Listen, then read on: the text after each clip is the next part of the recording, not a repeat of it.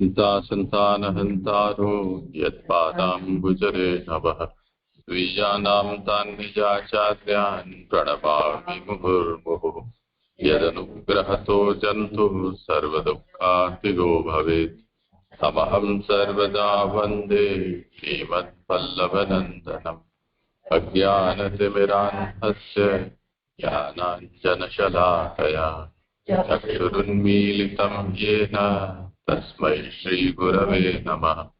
नमामि हृदये शेषे लीलाक्षीराब्धिशायिनम् लक्ष्मीसहस्रलीलाभिः सेव्यमानं कलानिधिम् चतुर्भिश्च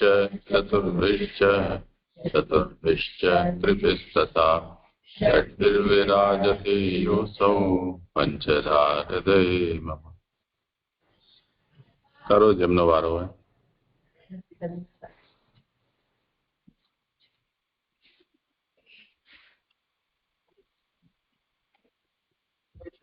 हाँ दंडवत प्रणाम जीजे। આજે મારો વારો છે જીજે, શરૂ કરું છું જીજે। આનંદરૂપ હરિની આનંદરૂપ લીલા એવા ભાગવત શાસ્ત્રમાં પ્રથમ સ્કંદ અધિકાર લીલા આપણે અત્યારે બીજી વારનું આવર્તન જઈ રહ્યું છે। આ સ્કંદમાં 3 પ્રકરણ છે। પહેલું પ્રકરણ હીન, એમાં સુતજી વક્તા અને શૌનકજી શ્રોતા, એમાં 1 થી 3 અધ્યાયમાં એનું વર્ણન છે। બીજું મધ્યમ પ્રકરણ, એમાં નારદજી વક્તા અને વ્યાસજી શ્રોતા, એવી રીતના 4 થી 6 સુધીના 3 અધ્યાયમાં એમનું વર્ણન છે। અને ત્રીજું ઉત્તમ, એમાં સુખદેવજી વક્તા અને પરીક્ષિતજી શ્રોતા, એવી રીતના 7 થી 19માં એમના 13 અધ્યાયથી પરીક્ષિતજીના શ્રોતા તરીકેનો એમાં અધિકાર દર્શાવેલ છે। તો આ ઉત્તમ પ્રકરણના અંતર્ગત આપણે અત્યારે 18મો અધ્યાય ચાલી રહ્યો છે। તો પરીક્ષિતને થયેલો મુનિકુમારનો શાપ એ અધ્યાય ચાલી રહ્યો છે। એમાં ગઈકાલે આપણે શ્લોક 22માં આપણે તર્કથી, પ્રમાણથી અને પ્રભાવથી ભગવાનનું ભગવતપણું જોયું। હવે શ્લોક 23મો આવી રહ્યો છે।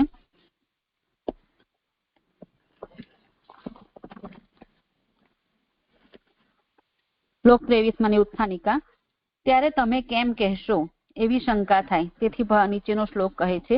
એટલે આવું ભગવાનનું આવું ભગવતપણું છે તો એને સૂતજી કેવી રીતના કહેશે એવી શંકા થાય, તેથી આ શ્લોક આવી રહ્યો છે। અહમ હિ પૃષ્ટ અર્યમણો ભવદ્ભિઃ આચક્ષ આત્મ અવગમ અત્ર યાવાન નભઃ પતંતિ આત્મસમઃ પતત્રિણઃ તથા સમમ વિષ્ણુ ગતિમ વિપશ્ચિતઃ। જે અહીંયા આચક્ષ મૂળમાં છે કે રાચક્ષ, એ મેં પદચ્છેદમાં પુસ્તકમાં જોયું તો ત્યાં રાચક્ષ હતું, તો એ મને ખ્યાલ નથી શું આવશે એમાં।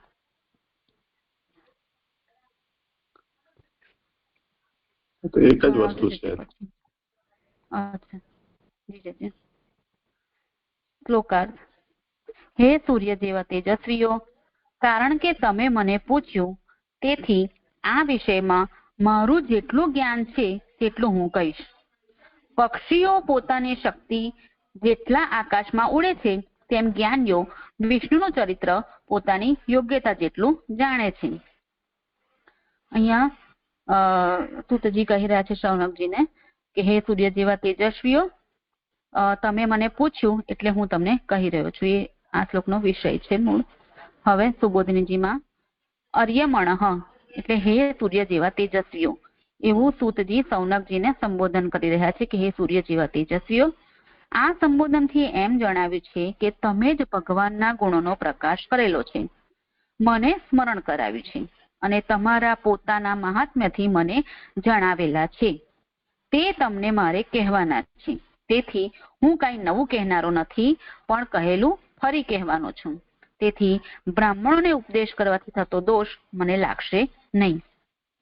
અહીંયા સૂતજી પુરાણી છે અને શૌનક આદિ ઋષિ મુનિઓ બ્રાહ્મણ છે, તો એ પુરાણી થઈને બ્રાહ્મણને જે ઉપદેશ આપશે તો એ એમને દોષ ન લાગે એટલા માટે અહીંયા સૂતજી કહી રહ્યા છે કે તમે મને પૂછ્યું છે એટલે હું તમને કહી રહ્યા છું, પણ આપ તો સૂર્ય જેવા તેજસ્વીઓ છો, તો તમે મને સ્મરણ કરાવ્યું છે અને હું તો એને એટલે તમારા કરતા મારી લાયકાત ઓછી છતાં તમે પૂછ્યું છે એટલે હું કહું છું, પણ તમારા પોતાના મહાત્મ્યથી જે મને એ પ્રભુનું મહાત્મ્ય મને જણાવ્યું છે। એમ અહીંયા કહી રહ્યા છે. આગળ લો છો સુબોધિનીજીમાં. તેથી જ હી એટલે કે કારણ કે એમ કહેલું છે. એટલે એમણે પૂછ્યું એટલે કહી રહ્યા છે એમ.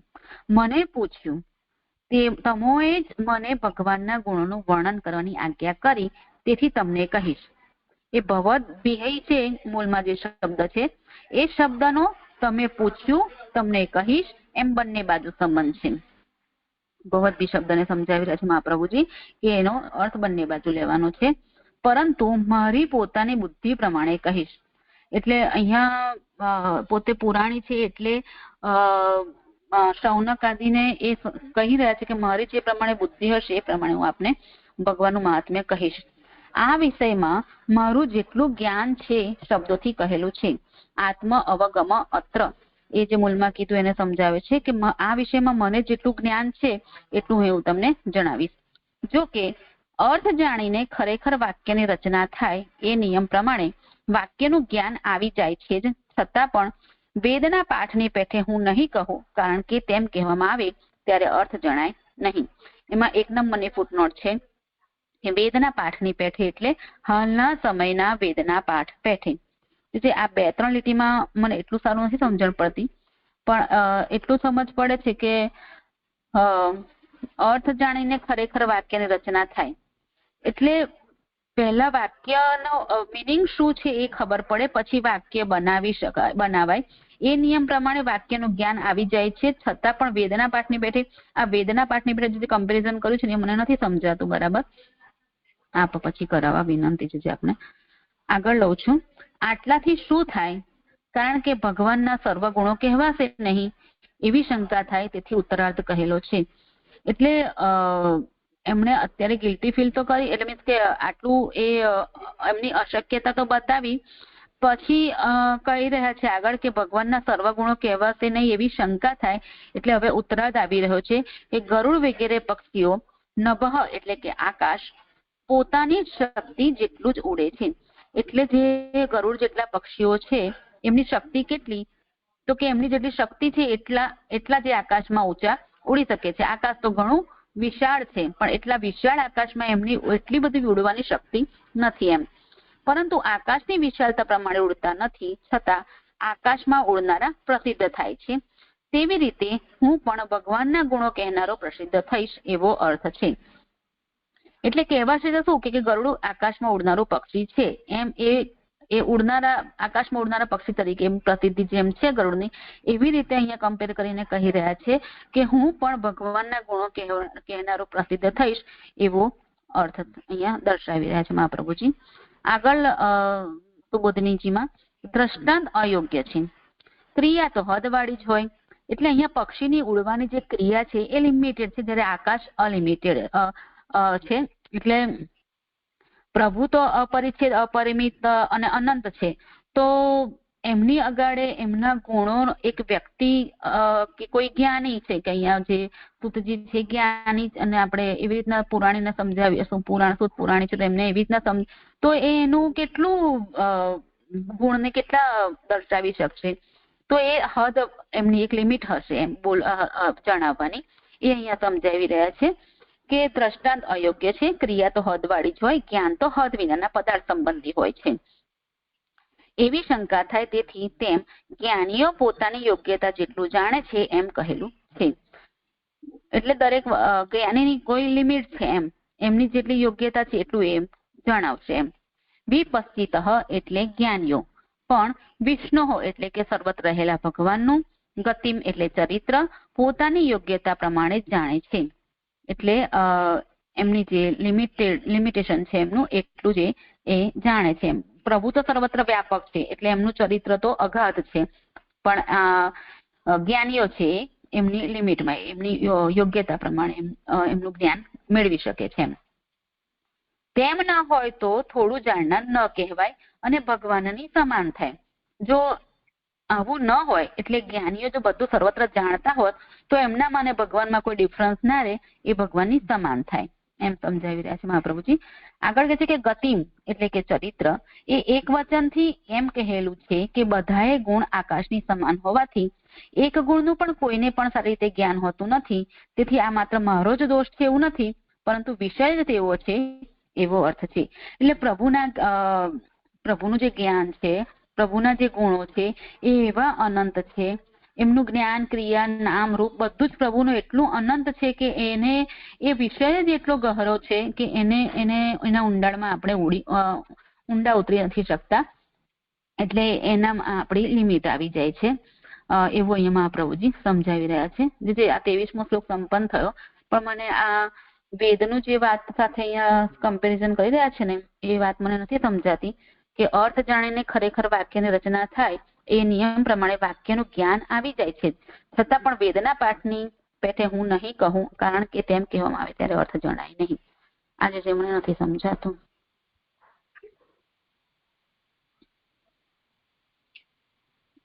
વેદના પાઠની જેમ એનો મતલબ અર્થ જ્ઞાન વિના.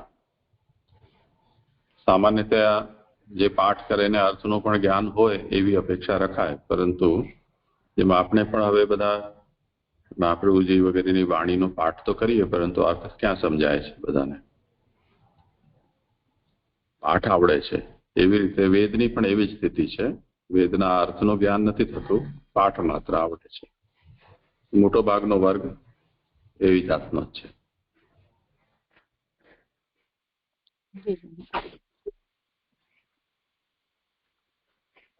લઉં છે આગળ 24મો શ્લોક. હા, કરો. હા જી. શ્લોક 24 એની ઉત્થાનિકા. એ પ્રમાણે અધૂરું કહેનાર હોવાનો દોષ દૂર કરી નીચેના શ્લોકથી આરંભી પૂછેલાનો ઉત્તર કહે છે. એટલે આગળ જે વાત કરી એ અધૂરું કહેનાર હોવાનો હવે દોષ દૂર થાય છે. અને હવે આગળ એમણે જે 16મા અધ્યાયના 6થા શ્લોકમાં જે એમણે પરીક્ષિતનું આખ્યાન પૂછેલું એ, અને હવે હમણાં આ જ અધ્યાયમાં 9મા શ્લોકમાં પણ વાત થઈ, તો એ બંને પ્રમાણે પૂછેલાનો આગળ આરંભ કરે છે, ઉત્તર કરે છે. શ્લોક છે એકદા ધનુર ઉદ્યમ્ય વિચરન મૃગયા વને મૃગા અનુગતઃ શાંતઃ તુષિતો રુદિતો વૃષમ જલાશયમ અચક્ષાણઃ પ્રવિવેશ તમ આશ્રમમ. શ્લોકાર્થ. એક દિવસે ધનુષ્ય ખેંચી. આમાં એક ન છૂટી ગયો છે. મૃગાનનુગતઃ. ગા પછી એક ન ઓર હોવો જોઈએ.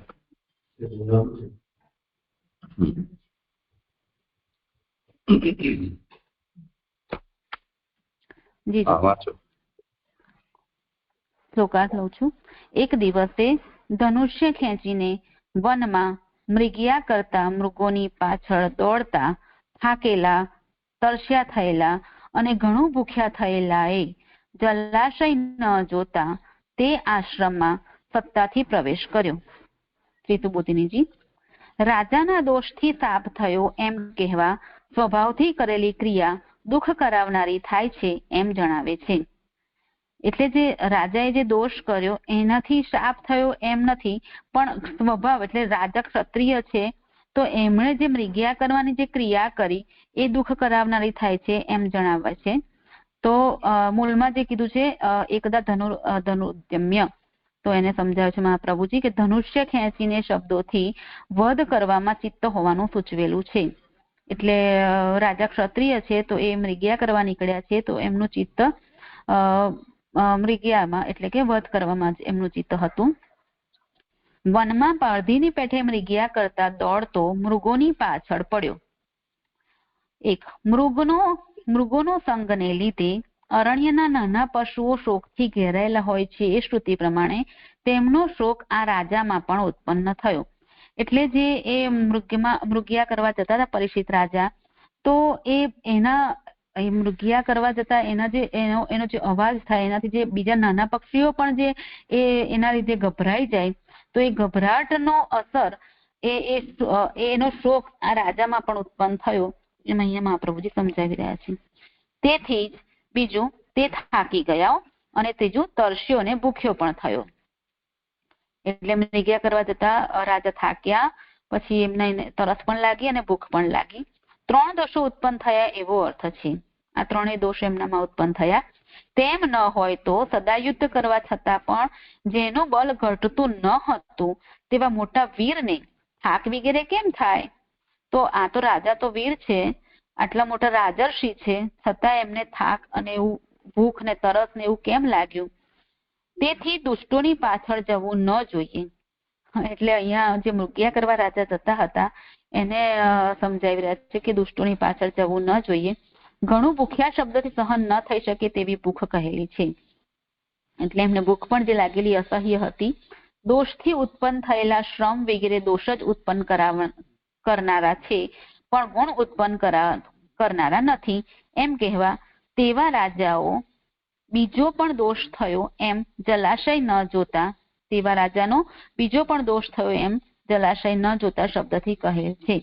જલાશયમ અચક્ષાણ એને સમજાવી રહ્યા છે મહાપ્રભુજી કે આ 3 દોષ તો થયેલા જ હતા અને આગળ બીજા દોષ ઉત્પન્ન થાય. એટલે ગુણ તો ઉત્પન્ન નથી થતો પણ દોષ જ ઉત્પન્ન થયો, દોષ ઉપર દોષ ઉત્પન્ન થયો એમ સમજાવી રહ્યા છે મહાપ્રભુજી. તો એ જલાશય ન જોયું એટલે એને સમજાવે છે કે અચક્ષાણ એટલે ન જોતા. જલાશયો પણ દેવરૂપ હોવાથી તેના વગેરે તેઓ પણ અદ્રશ્ય થયા. એટલે રાજાને અત્યારે દોષ ઉત્પન્ન થયેલા છે એટલે દોષમાં ને દોષમાં એમને જલાશય પણ ન દેખાયા અને એ દેવરૂપ જે જલાશય છે, જલાશયને અહીંયા મહાપ્રભુજી દેવરૂપ સમજાવી રહ્યા છે, તો એ પણ એમના માટે અદ્રશ્ય થયા એવું તાત્પર્ય છે. સત્તાથી પ્રવેશ કર્યો જે પ્રવિવેશ એને સમજાવે છે કે અહીંયા તેના વગેરે છે ને એ અશુદ્ધ લાગે છે. તેના પ્રતિ તમારામાં શું છે? વિષય છે ને? હા, તો કાં તો વિષય યા પ્રતિ.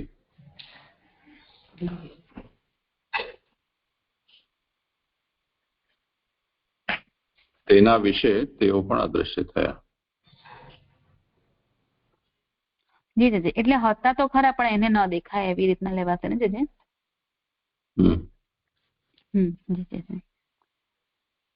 સત્તાથી પ્રવેશ કર્યો જે પ્રવિવેશ છે મૂળમાં એને સમજાવી રહ્યા છે મહાપ્રભુજી કે સત્તાથી પ્રવેશ કર્યો એટલે પૂછ્યા વિના, રજા વિના પ્રવેશ કર્યો. એટલે ત્યાં જે આશ્રમ હતો એ આશ્રમમાં જે બિરાજતા હોય એની સત્તા હોય તો એની રજા ન લીધી અને એમને પૂછ્યા વિના રાજાએ ત્યાં પ્રવેશ કર્યો. તેથી ઋષિના સ્થાન સુધી ગયા. એટલે રાજા ત્યાં સુધી એમના સ્થાન સુધીને પહોંચી ગયા.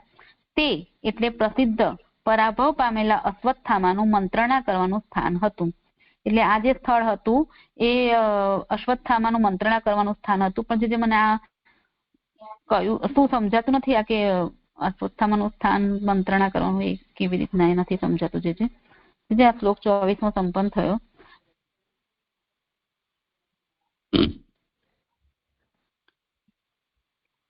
પ્રસિદ્ધ પરાભવ પામેલા મને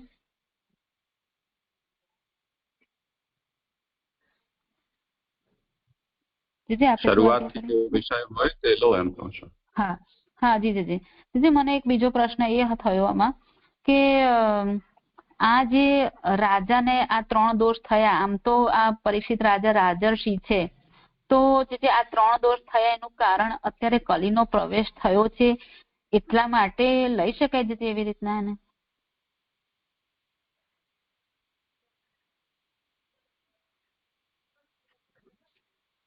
તો અહીંયા તો એ વિષય કહેલો જ છે ને, સ્વભાવથી કરેલી ક્રિયા દુઃખ કરાવનારી થાય છે.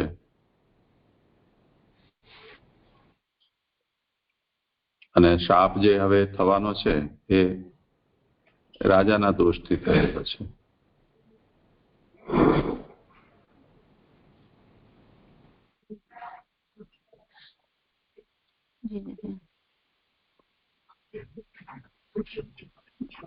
અને જે આ છેલ્લું સેન્ટેન્સ નો એ કેવી રીતના સમજાશે?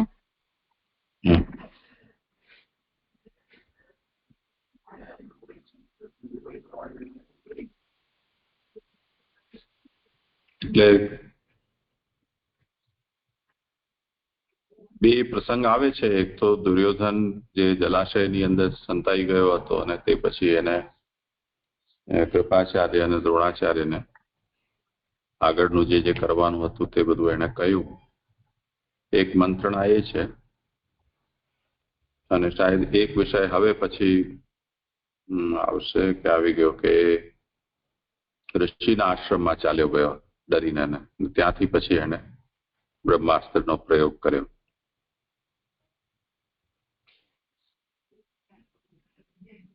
અશ્વત્થામા.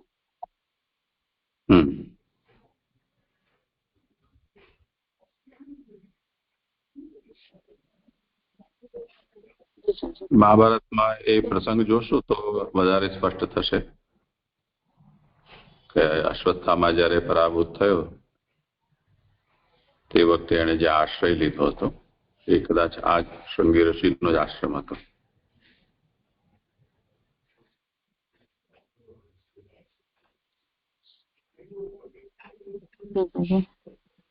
મારા શ્લોક સંપન્ન થયા. દંડવત પ્રણામ જીજી. કરો આગળ જેમનો વારો.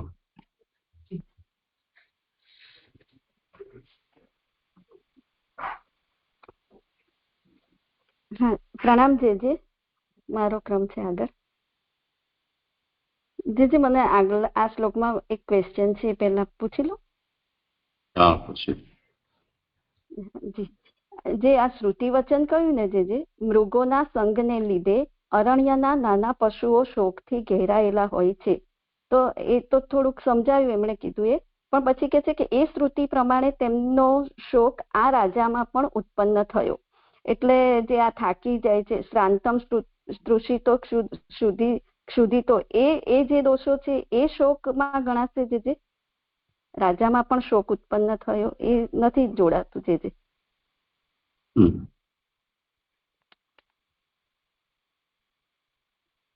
નાના પશુઓ આવા હોય છે, જે મોટા શિકારી છે એટલે વાઘ, સિંહ પ્રકારના, એમાં આ પ્રકારનો શોક હોતો નથી. તો શિકાર કરવા માટે અત્યારે તો એવા જ નાના પશુઓ પાછળ દોડી રહ્યા છે ને, એટલે એનો દોષ છે અહીંયા પણ લાગતો.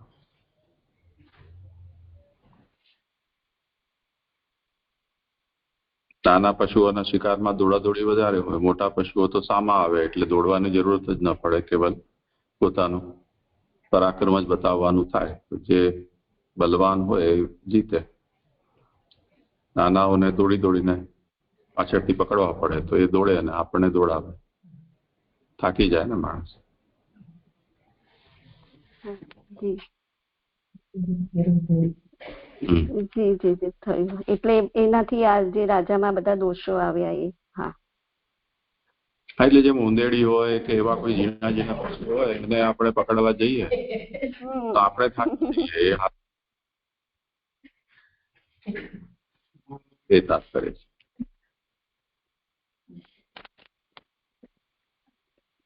જી થયું.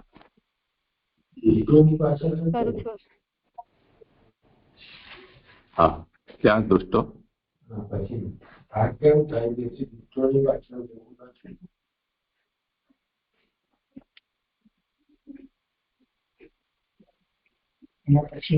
શ્રુતિ પ્રમાણે શોકરાજામાંથી થાકી ગયો, તરસ્યો, ભૂખ્યો, પણ 3 દોષ ઉત્પન્ન થયા. હજી આગળ?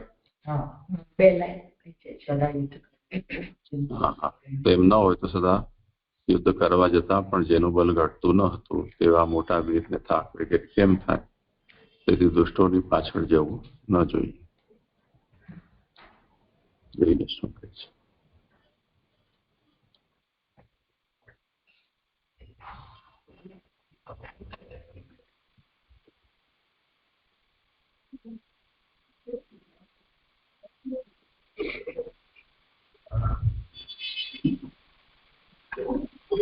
દુષ્ટથી તાત્પર્ય એવું લાગે છે અહીંયા કે દોષ વાળા, એમ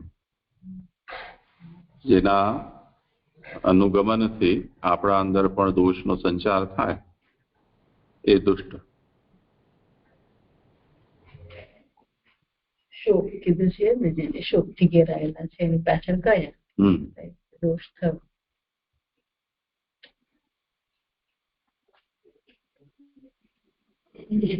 હા, કરો ભલે. જી. ઉત્થાનિકા, એમાં આપણે આગળ આપણે 16મા શ્લોકમાં અને 17મા શ્લોકમાં જોયું કે જે સુતજી સૌનકાદી ઋષિઓ સૂતજીને પૂછી રહ્યા છે કે અનંતના ચરિત્ર સાથેનું ભક્તોને આનંદ કરનારું પવિત્ર ખુલ્લા અર્થવાળું અદ્ભુત યોગની સ્થિતિવાળું પરીક્ષિતજીનું આખ્યાન અમને કહો. તો 24મા શ્લોકમાં પણ એ જ વસ્તુ જોઈ કે મૃગોની પાછળ દોડતા થાકેલા તરસ્યા અને ભૂખ્યા થયેલા પરીક્ષિત રાજાએ જ્યારે આસપાસ જલાશય ન જોયું ત્યારે તે આશ્રમમાં તેમણે પ્રવેશ કર્યો. ત્યાર પછી 25મા શ્લોકની ઉત્થાનિકા, દોષથી ઘેરાયેલ રાજાને પોતાને સત્પુરુષના દર્શન થયા ત્યારે પણ સારી બુદ્ધિ ઉત્પન્ન ન થઈ, જેમ સન્નિપાતથી ઘેરાયેલો ઘીથી પણ મરણ પામે તેવું થયું, એમ નીચેના શ્લોકથી આરંભી 3.5 શ્લોકથી કહે છે. એટલે આપણે ઉપરના શ્લોકમાં જોયું ને કે દોષથી જે ભૂખ્યા તરસ્યા થાકી ગયેલા એવા દોષથી ઘેરાયેલા રાજાએ જ્યારે આશ્રમમાં મુનિને જોયા, મુનિના દર્શન કર્યા ત્યારે પણ એ દોષથી ઘેરાયેલા હોવાને કારણે તેમને સદબુદ્ધિ ન થઈ એમ. એટલે એને ઉદાહરણથી સમજાવે છે કે જેમ સન્નિપાતથી ઘેરાયેલો એટલે કે વાત કફ પીઠે જે આપણે આગળ પણ જોઈ ગયા કે એને ઘી પણ અસર કરતું નથી, એટલે કે સત્વ પદાર્થ પણ એના માટે ગુણકારી નથી. એવી રીતે અહીં રાજાને સત્પુરુષના દર્શન થયા છતાં પણ સદબુદ્ધિ ન થઈ એમ કહી રહ્યા છે. તેનો દોષ અધિક જણાય તે માટે તેમાંના નીચેના 2 શ્લોકોથી મુનિનું વર્ણન કરે છે. હવે પરીક્ષિત રાજાના દોષ અધિક જણાય તે માટે હવે આ 25 અને 26 શ્લોકથી મુનિનું વર્ણન કરે છે. દર્દશ મુનિમ આસીનમ શાંતમ મિલિત લોચનમ પ્રતિરુદ્ધેન્દ્રિય પ્રાણ મનોબુદ્ધિમ ઉપારતમ સ્થાન ત્રયાત પરમ પ્રાપ્તમ બ્રહ્મભૂતમ અવિક્રિયમ વિપ્રકીર્ણ જટાછન્નમ રૌરવેણા જીનેન ચ. શ્લોકાર્થ: બેઠેલા, શાંત, નયન મીચેલા, ઇન્દ્રિયો, પ્રાણ, મન અને બુદ્ધિને રૂંધેલા, આનંદ કરતા, 3 સ્થાનથી ઉપર પ્રાપ્ત થયેલા, બ્રહ્મરૂપ થયેલા, વિકાર રહિત, વિખરાયેલી જટાથી ઢંકાયેલા, રૂરુમૃગના એટલે કે ઘણા શિંગડાવાળા એવા રૂરુમૃગના અને કૃષ્ણ મૃગના ચામડા ઓઢેલા મુનિને જોયા. સુબોધિનીજી, મુનિ શબ્દથી એમ જણાવેલું છે કે તેને બ્રહ્મના સંબંધવાળા શ્રવણ અને મનન પ્રાપ્ત થયેલા. એટલે મુનિ એટલે મનન કરે તે મુનિ. એટલે અહીં મહાપ્રભુજી સમજાવી રહ્યા છે કે બ્રહ્મના મુનિ કેવા હતા તો કે છે બ્રહ્મના સંબંધવાળા શ્રવણ અને મનન જેમને પ્રાપ્ત થયેલા હતા તેવા હતા. બેઠેલા વિશેષણને હવે સમજાવે છે કે બેઠેલા એટલે કે તે નિધિધ્યાસનમાં રોકાયેલા હતા અને યોગમાં આસન ત્રીજું અંગ છે. તેથી પહેલાના 2 યમ અને નિયમ વાસ્તવિક રીતે કહેવાયા. એટલે જે અષ્ટાંગ યોગમાં જે આવી રહ્યા છે એને હવે આ શ્રવણ મનન નિધિધ્યાસન એ રીતે એને જોડી રહ્યા છે. એમ કે મુનિ કેવા છે તો બ્રહ્મ સંબંધ વાળા શ્રવણ મનન પ્રાપ્ત થયેલા છે, એટલે કે વાસ્તવિક રીતે યમ અને નિયમ કહેવાઈ ગયા. અને આ ત્રીજું આસન છે બેઠેલા, એટલે એ નિધિધ્યાસનમાં રોકાયેલા હતા. પછી શાંત વિશેષણથી, શાંત જે લક્ષણ છે એને સમજાવી રહ્યા છે કે શાંત વિશેષણથી પ્રાણાયામથી મનને વશ કરેલ હોવાનું કહ્યું. પછી ત્રીજું લક્ષણ સમજાવી રહ્યા છે નયન મીચેલા. તો નયન મીચેલા શબ્દથી પ્રત્યાહાર કહ્યો. તો એમાં 1 નંબરની ફૂટનોટ, પ્રત્યાહાર એટલે પાછું ખેંચવું. નયનોને પાછા ખેંચી અંતઃકરણ તરફ વાળેલા હતા. એટલે એમને નયન મીચેલા હતા, એટલે એમણે બધા ઇન્દ્રિયો, પ્રાણ, મન, બુદ્ધિ જે બધું એમણે અંતર્ગામી બનાવી દીધું, અંતર્ગામી કરેલું હતું. એટલે એમ કે અંતઃકરણ તરફ વાળેલા હતા. આગળ કે છે ધારણા અને ધ્યાન કહેવા માટે ઇન્દ્રિયો, પ્રાણ, મન અને બુદ્ધિનો રૂંધેલા શબ્દથી પ્રત્યાહારને જ સ્પષ્ટ કરે છે. એટલે આ રીતે ધારણા અને ધ્યાન કહેવા માટે અહીં સમજાવી રહ્યા છે કે ઇન્દ્રિયો, પ્રાણ, મન અને બુદ્ધિનો રૂંધેલા શબ્દથી, એટલે એ રીતે પ્રત્યાહારને જ અહીં સ્પષ્ટ કરે છે ધ્યાન અને ધારણા કહેવા માટે. અથવા નયન મીચેલા શબ્દથી વિષયો વિઘ્ન ન કરતા હોવાનું સૂચવેલું છે. એટલે એમ પણ સમજાવી રહ્યા છે કે નયન મીચેલા છે એટલે એમને બહારના જે બહારના જાગતિક પદાર્થો જે વિષયો છે એ એમને વિઘ્ન કરતા નથી એમ સૂચવેલું છે. ઉલટી રીતે રાખેલા અને અંદર વાળેલા હતા ઇન્દ્રિયો, પ્રાણ, મન અને બુદ્ધિ જેણે તેવા મુનિ હતા. એને જ હજુ સ્પષ્ટ રીતે સમજાવી રહ્યા છે કે આ અંદર મન, ઇન્દ્રિયો, પ્રાણ, મન અને બુદ્ધિ એટલે અંતઃકરણ તરફ, ઉલટી રીતે એટલે અંતઃકરણ તરફ વાળેલા હતા.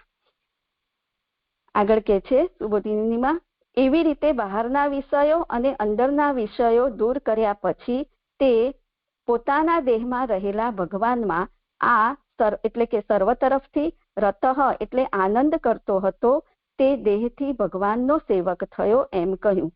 એટલે ઉપર જે કહ્યું ને આ થઈ ગયું ને ઇન્દ્રિયો, પ્રાણ, મન અને બુદ્ધિને થઈ ગયું. હવે આનંદ કરતા એને હવે સમજાવી રહ્યા છે મહાપ્રભુજી એ લક્ષણને કે આ રીતે બહારના વિષયો અને અંદરના વિષયો જે નયન મીચેલા શબ્દોથી આપણે જોયું ને કે અને પ્રાણાયામથી, એટલે એ રીતે બહારના વિષયો અને અંદરના વિષયો એમણે દૂર કર્યા અને પછી એમને શું પ્રાપ્ત થયું તો કે છે કે પોતાના દેહમાં જ રહેલા ભગવાનમાં તે મુનિ આનંદ કરતા હતા તે દેહથી ભગવાનનો સેવક થયો એ રીતે એમણે એમ કહ્યું. એટલે આથી ધ્યાન અને ધારણા પણ સૂચવાયા.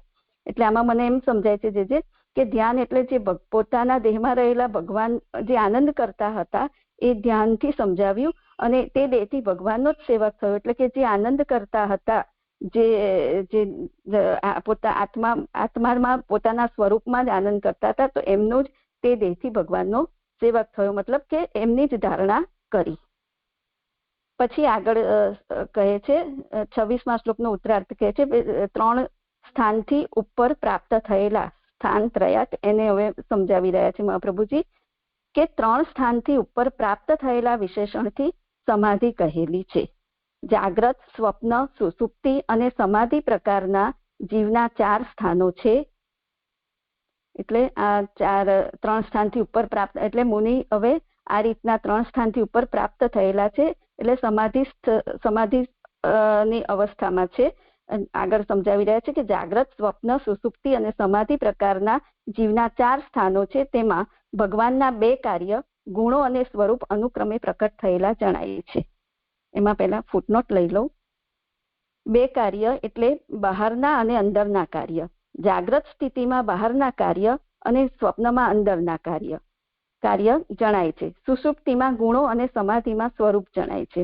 અહીં જે મને એટલું આ સ્પષ્ટ નથી થતું કે ભગવાનના 2 કાર્ય કહીને કહ્યું છે. એટલે એટલું સમજાયું કે જાગ્રત સ્થિતિમાં બહારના કાર્ય અને સ્વપ્નમાં અંદરના જીવના એંગલથી છે અને સુષુપ્તિના જે ગુણો, સુષુપ્તિમાં ગુણો અને સમાધિમાં સ્વરૂપ છે ભગવાનના પ્રભુના એંગલથી છે. પણ આને કેવી રીતે ભગવાનના કાર્યમાં સાથે જોડ્યું છે ને એ હજુ મને એટલું સ્પષ્ટ નથી, ક્લિયર નથી થતું જે પછી આપ કૃપા કરી કરાવજો જે. પછી આગળ કે છે તેથી એમાં થોડું છૂટી ગયું છે એ જોડી દેવું જોઈએ અનુવાદમાં.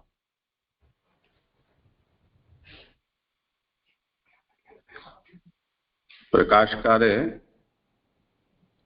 2 કાર્યદ્વયમ ઇતિ બાહ્યમ આંતરંચ ઇત્યર્થઃ. બાહ્ય અને આંતર એવા 2 કાર્ય એવું એનું વિવેચન કર્યું છે. તે પ્રમાણે અમને અનુવાદ એનો કરી દીધો છે, પણ લેખકારે એને વધારે સ્પષ્ટ કર્યું છે કે જાગ્રત અવસ્થાયામ ભગવત કાર્ય પ્રપંચ ભાસતે. તે જાગ્રત અવસ્થામાં 2 કાર્ય, એમાં કાર્યથી તાત્પર્ય છે ભગવાનનું કાર્ય, એટલે ભગવાને જગત પ્રપંચને પ્રકટ કર્યું છે. તે આપણે જેનો અત્યારે આપણી અવસ્થા જાગ્રત છે અને આપણે એનો અનુભવ કરી રહ્યા છીએ.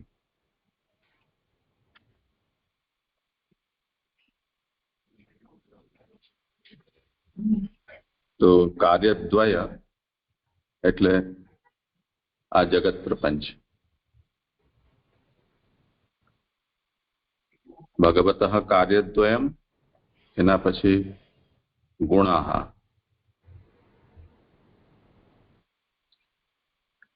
તો જાગ્રત અને સ્વપ્ન એમાં ભગવાને જગત પ્રપંચ રૂપ જે બાહ્ય કાર્ય પ્રકટ કર્યું છે તે, અને આંતરમાં સ્વપ્ન.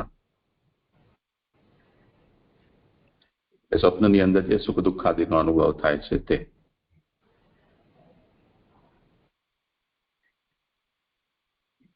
પછી રહી સુષુપ્તિ અને સમાધિ.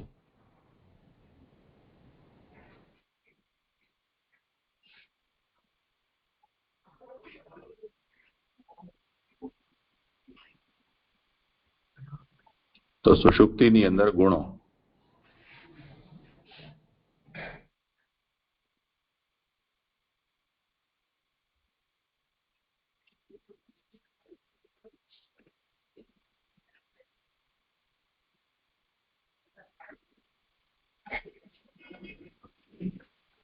અને તે પછી રહ્યું સમાધિ, એની અંદર સ્વરૂપ. તો સ્વરૂપનો મતલબ ભગવત સ્વરૂપ.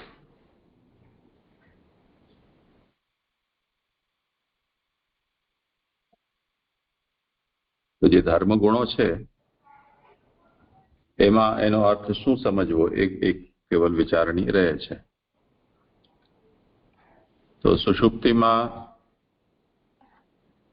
ગુણોમાં બંને રીતે લઈ શકાય, કેમ કે જગત પ્રપંચનો તો લય જેવો થઈ જાય છે સુષુપ્તિમાં. સ્વપ્નાવસ્થા છે નહીં, એટલે સ્વાપ્નિક કોઈ પદાર્થો આંતર જે કાર્ય છે ભગવત કાર્ય, એનો પણ ત્યારે અનુભવ નથી.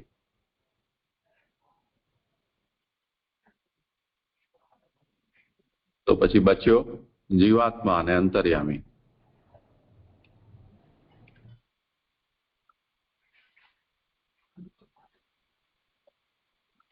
એમાં અંતર્યામી કે જીવાત્મા બંને, એની કોઈ આકૃતિ રૂપ તો છે નહીં. આત્મા ચિન્હ માત્ર છે. તો આત્મા જે છે, જે અત્યારે જાગૃત કે સ્વપ્ન બંને અવસ્થાથી નિર્લિપ્ત છે, એટલે કેવલ સ્વસંવેદન માત્ર એને છે. લિપ્ત છે કે અલિપ્ત? અલિપ્ત જ છે. એટલે સંવેદન. તો હવે જે છે એ પોતાનું જ સંવેદન એને રહેશે.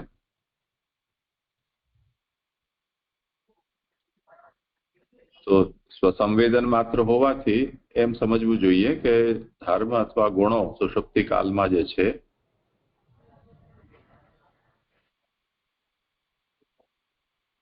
એનો જે પોતાનો ચૈતન્ય ધર્મ છે. લેખકારે એને ધર્મ ગુણાહ એ રીતે લખેલું છે.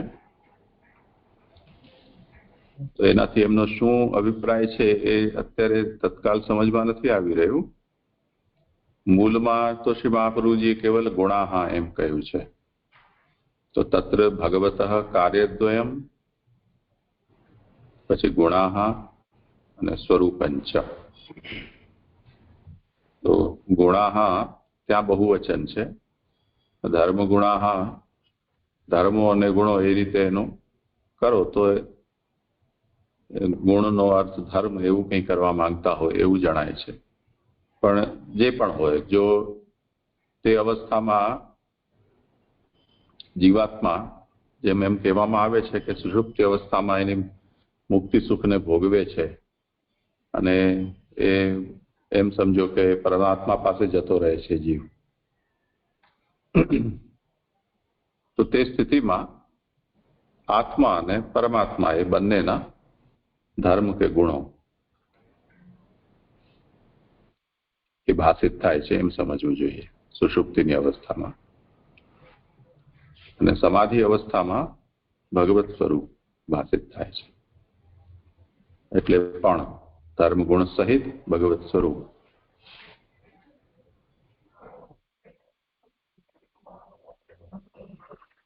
એ વિષય તો હજી આગળ હતો. અસ્ય સ્થાનત્રયાત પરમ સમાધિમ પ્રાપ્તસ્ય સ્વરૂપમ ભાસતે ઇત્યર્થઃ. ન કેવલમ ભાન માત્રમ કિંતુ ફલમપી જાતમ ઇત્યાહ.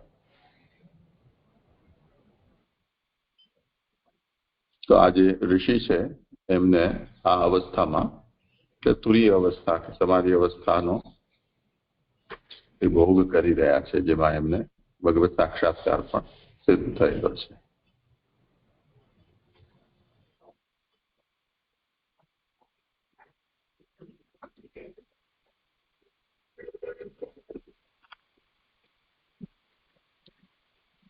જી જી થોડું સ્પષ્ટ તો થઈ ગયું.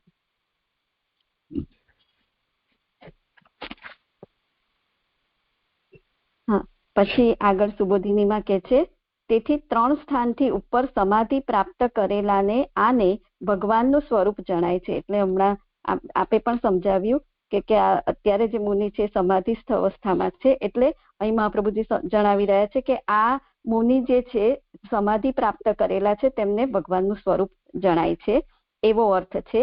માત્ર સ્વરૂપ જણાતું હતું એટલું જ નહીં, હવે બ્રહ્મભૂતમ એ લક્ષણને હવે સમજાવી રહ્યા છે કે માત્ર સ્વરૂપ જણાતું હતું એટલું જ નહીં, પરંતુ બ્રહ્મ જાણનાર બ્રહ્મ જ થાય છે એ શ્રુતિ પ્રમાણે ફળ પણ પ્રાપ્ત થયેલું એમ બ્રહ્મરૂપ થયેલા વિશેષણથી કહેલું છે. એટલે બ્રહ્મરૂપ થયા છે એ એમને ફળ બ્રહ્મરૂપની પ્રાપ્તિ થઈ છે, એ ફળ પ્રાપ્ત થયું છે. આગળ કે છે અવિક્રિયમ એ લક્ષણને સમજાવી રહ્યા છે કે અસંપ્રજ્ઞાત સમાધિ જણાવવા વિકાર રહિત એમ કહેલ છે. એમાં પેલા ફૂટનોટ લઈ લઉં. અસંપ્રજ્ઞાત એટલે જેમાં બહારના વિષયોનું ભાન ન રહે, માત્ર ભગવાનનું ભાન રહે તેવી સમાધિ. એટલે આ મુનિ છે એ અસંપ્રજ્ઞાત સમાધિ એ અવસ્થામાં છે, એટલે એ જણાવવા વિકાર રહિત એમ કહેલ છે. તે સર્વ હર કોઈ વિકાર વિનાનો હતો, અને આ વિકાર વિનાના હતા એટલે કે છે આથી દેહ અને આયુષ્યના વૃદ્ધિ અને ક્ષય પણ થતા ન હતા. એટલે મુનિમાં આયુષ્યના અને દેહના વૃદ્ધિ અને ક્ષય પણ થતા ન હતા વિકાર રહિત હોવાના કારણે. પછી આગળ કે છે મનની ક્રિયા પણ રહી ન હતી. એ પણ આપણે આગળ જોયું કે પ્રાણાયામથી એમણે મનને વશ કરેલું હતું. એટલે અને આ સમાધિસ્થ અવસ્થામાં એટલે આ મનની ક્રિયા પણ હવે રહી ન હતી. માત્ર સ્વરૂપથી જ ભગવાનની સેવા કરતો હતો એમ કહેવાયું. એટલે જે આમાં પણ મને એટલું ક્લિયર નથી થતું, પણ એટલું હું સમજી છું એ કહું છું જે કે માત્ર સ્વરૂપથી જ, એટલે હવે એમને માત્ર જે અસંપ્રજ્ઞાત સમાધિ છે એટલે એમને ભગવાનનું જ ભાન રહે છે.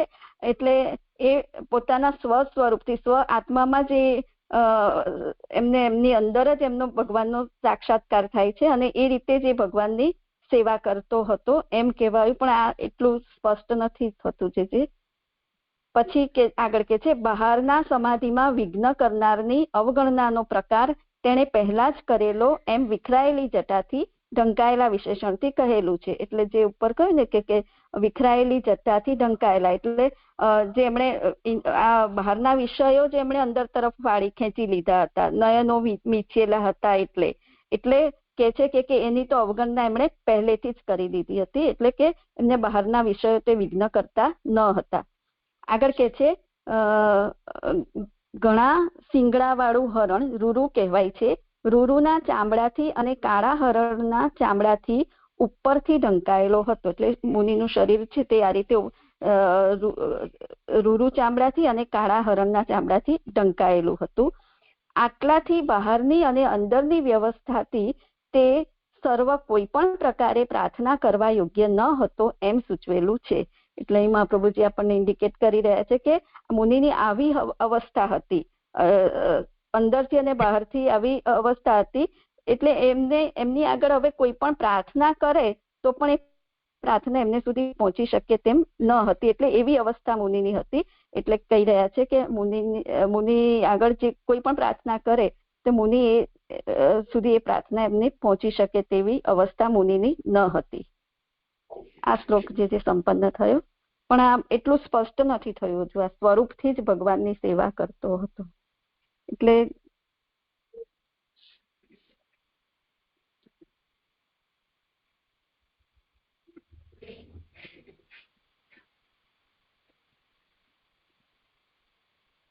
કોઈને સમાધાન કરવું હોય.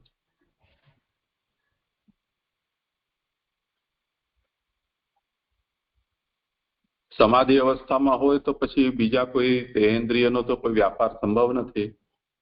તે સ્થિતિમાં હવે જેને આપણે ચેતસ્તત પ્રવણમ સેવા માનસીસા પરામતા એમ જે કહીએ છીએ, એમાં ચિત્ત કે મન હજી એનો વ્યાપાર છે, પરંતુ અહીંયા તો એ પણ નિરુદ્ધ થઈ ગયેલો છે. એટલે અવિક્રિયમથી એમ જણાવ્યું કે અસંપ્રજ્ઞાત સમાધિ એમને સિદ્ધ થયેલી છે, એટલે સર્વ કોઈ વિકારથી રહિત છે. મનોવ્યાપાર પણ અહીંયા નથી, તો પછી રહ્યું શું? આત્મા જ તો રહ્યું કેવલ. તો સ્વરૂપેણ ઇવ ભગવંતમ સેવતે, એટલે આત્માથી જ ભગવાનની સેવા કરી રહ્યા છે, એવું એનો તાત્પર્ય છે. હા જી થયું. એટલે બધું જે કશું રહ્યું જ નતું, એટલે સ્વરૂપ જ હતું શુદ્ધ, એટલે એનાથી આત્માથી જે ભગવાનની સેવા કરતો હતો. હા થયું જે મારે નથી, હવે બીજા કોઈને હોય તો નથી. જી આગળ લઈ લો. ઉત્થાનિકા તેવાની પણ રાજાએ યાચના કરી એમ નીચેના શ્લોકથી કહે છે. એટલે જે આ મુનિનું વર્ણન આવ્યું, જે અસંપ્રજ્ઞાત સમાધિ વાળા જે મુનિ હતા, એવાની પણ રાજા પરીક્ષિતે યાચના કરી એમ હવે આ શ્લોકથી કહી રહ્યા છે. વિશુષ્યત કાલુરુદકમ તથા ભૂતમ અયાચત અલબ્ધ તૃણ ભૂમિયાદિ અસંપ્રાપ્તાર્ય સુનૃત અવજ્ઞાતમ ઇવ આત્માનમ મન્યમાનશ્ચુકોપ. સુકાઈ જતા તાળવા વાળાએ તેવી રીતે રહેલા પાસે જલ માગ્યું. તૃણ ભૂમિ વગેરે જેને મળેલ નથી, પૂજન અને મીઠી વાણી જેને પ્રાપ્ત થયા નહીં, તેવાએ પોતાને તિરસ્કાર કરેલા જેવો માનતા અહો ક્રોધ કર્યો. સુબોધિનીજી, ઘણું જ સુકાઈ જતું હતું તાળવું જેનું તેવો રાજા હતો. હવે અધિક દોષ જે ઉત્થાનિકામાં આપણે 25મા શ્લોકમાં જોયા ને, 25મા શ્લોકની ઉત્થાનિકામાં કે અધિક દોષો જણાય, તે માટે હવે આગળ આ શ્લોકમાં પણ એના અધિક દોષો બતાવી રહ્યા છે. એટલે આ ચોથો દોષ છે કે તાળવું તેમનું સુકાઈ જતું હતું. શોકથી જ તાળવું સુકાતું હતું. જે શ્રુતિ વચન પ્રમાણે આપણે એ પણ જોયું કે મૃગોના સંગને લીધે જે નાના પશુઓ શોકથી ઘેરાયેલા હતા, અને એ જ શોક આ રાજામાં પણ ઉત્પન્ન થયો હતો. તો એ શોકથી એમનું તાળવું સુકાતું હતું. તેવી રીતે રહેલા એટલે ઉપર કહેલા ગુણવાળા મુનિ પાસે જલ માગ્યું. એટલે જે આ 25-26 શ્લોકમાં વર્ણન કર્યું એને એ રીતે સમજાવી રહ્યા છે કે તેવી રીતે રહેલા એટલે ઉપર કહેલા ગુણવાળા મુનિ પાસે જલ માગ્યું. 5મું, માગવું પણ દોષ જ હતો. 6થું, તે દોષથી બીજો પણ દોષ થયો એમ તૃણ ભૂમિ વગેરે જેને મળેલ નથી વિશેષણથી આરંભી કહે છે. એટલે માંગ્યું એનાથી પાછો બીજો દોષ ઉત્પન્ન થયો. તો એના માટે કહી રહ્યા છે કે આ એમને જલ તો નથી જ મળ્યું, પણ સાથે સાથે તૃણ ભૂમિ વગેરે પણ જેને મળેલ નથી એમ અહીં સમજાવી રહ્યા છે. પછી કહે છે તૃણ ભૂમિ જલ અને ચોથી મીઠી વાણી આ પણ સત્પુરુષોના ઘરમાં ક્યારેય નાશ પામતા નથી, એવો ઉત્તમ ધર્મ છે.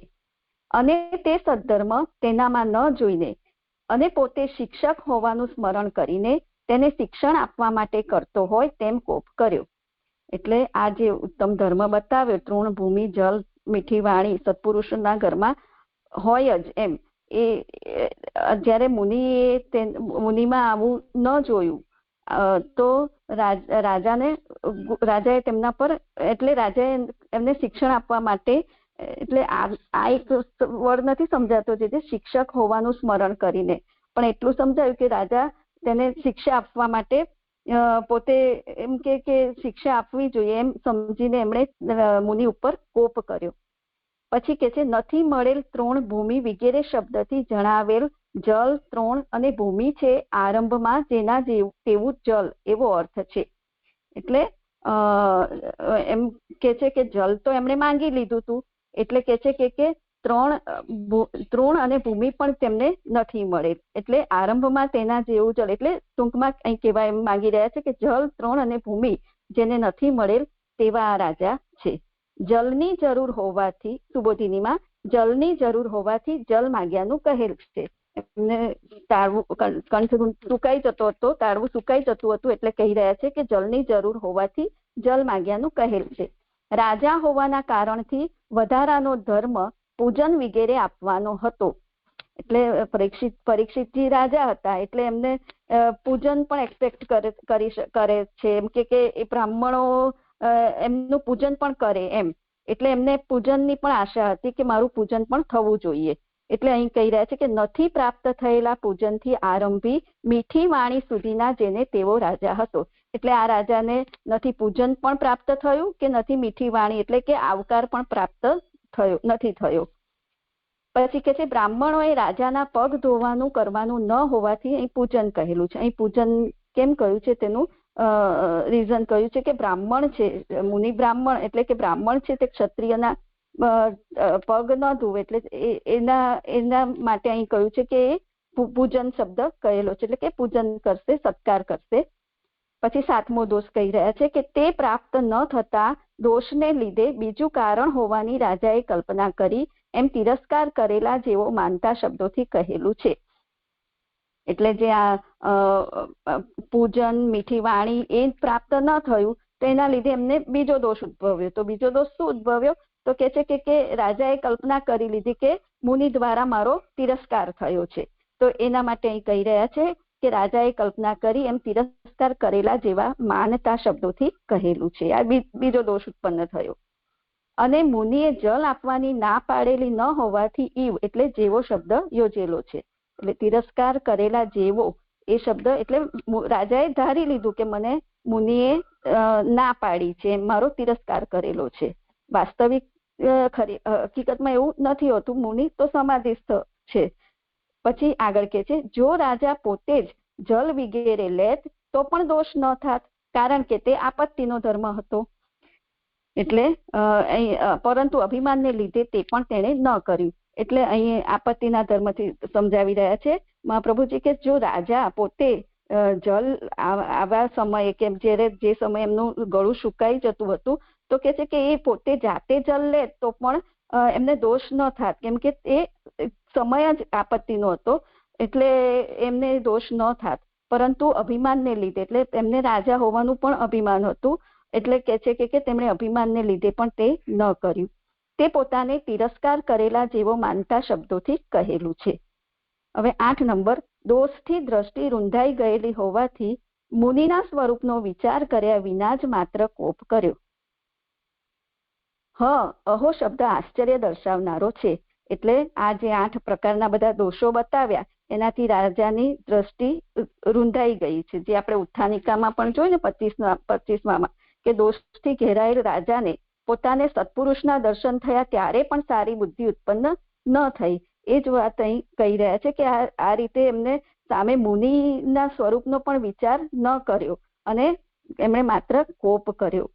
શબ્દ અહીં મહાપ્રભુજી અહીં આશ્ચર્ય દર્શાવનારો કે છે, એમ કે પરીક્ષિત રાજા આવા ભગવદીય છે છતાં પણ તેમણે આવો ક્રોધ કર્યો એ આશ્ચર્ય દર્શાવનારો છે. જે આ શ્લોક સંપન્ન થયો. કઈ હોય વિચારણીય?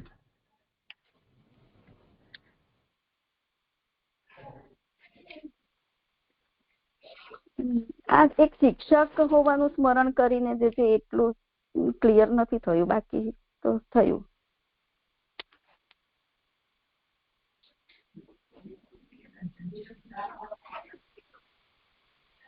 રાજાનું કામ છે ને બધાને સિદ્ધાર્થ કરવાનું. શિક્ષક એટલે માસ્ટર એવો નહીં, બધાને રેગ્યુલેટ કરવાનું.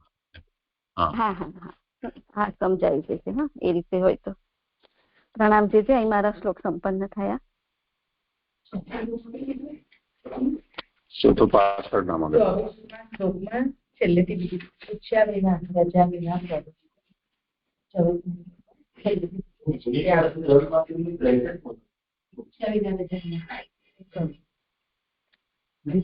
લાગે છે કે ચોથો દોષ જલાશય ન જોતા એવું લાગે છે. એટલે અહીંયા ઉપર કહ્યું ને કે તેવા રાજાનો બીજો પણ દોષ થયો, પણ 3 ગણાયા અને બીજો પણ દોષ થયો એમ જલાશય ન જોતા. તો એ આવશે કે રજા વિના પ્રવેશ કર્યો એ આવશે એટલે જ કરાય. હા એટલે મૂળમાં જલાશય ન જોતા એ શ્લોકમાં કહેલું છે, પણ એનો તાત્પર્ય શું? રજા વિના પ્રવેશ કર્યો. કેમ કે જલાશય જોવું કે ન જોવું એ કઈ દોષનો વિષય થોડો છે. તો કોઈના ધ્યાનમાં આવે, કોઈના ના આવે, પણ કોઈના પ્રોપર્ટીમાં તમે પ્રવેશ કરો છો એ વગર પૂછે જાઓ છો તો એ સ્પષ્ટ દોષ જ છે. હા, કરો જેમનો વારો હોય. હા દીદી, મારો વારો છે. હવે આગળ 8 દોષો જણાવ્યા અને હવે આગળ 28મા શ્લોકની ઉત્થાનિકા. ક્રોધ તો જણાવવા માટે પણ થાય. અહંકારથી થયેલો ક્રોધ તો દ્વેષ વાળો જ હોય. તે સમયે તેને બીજા 2 દોષો થયા એમ નીચેના શ્લોકથી કહે છે.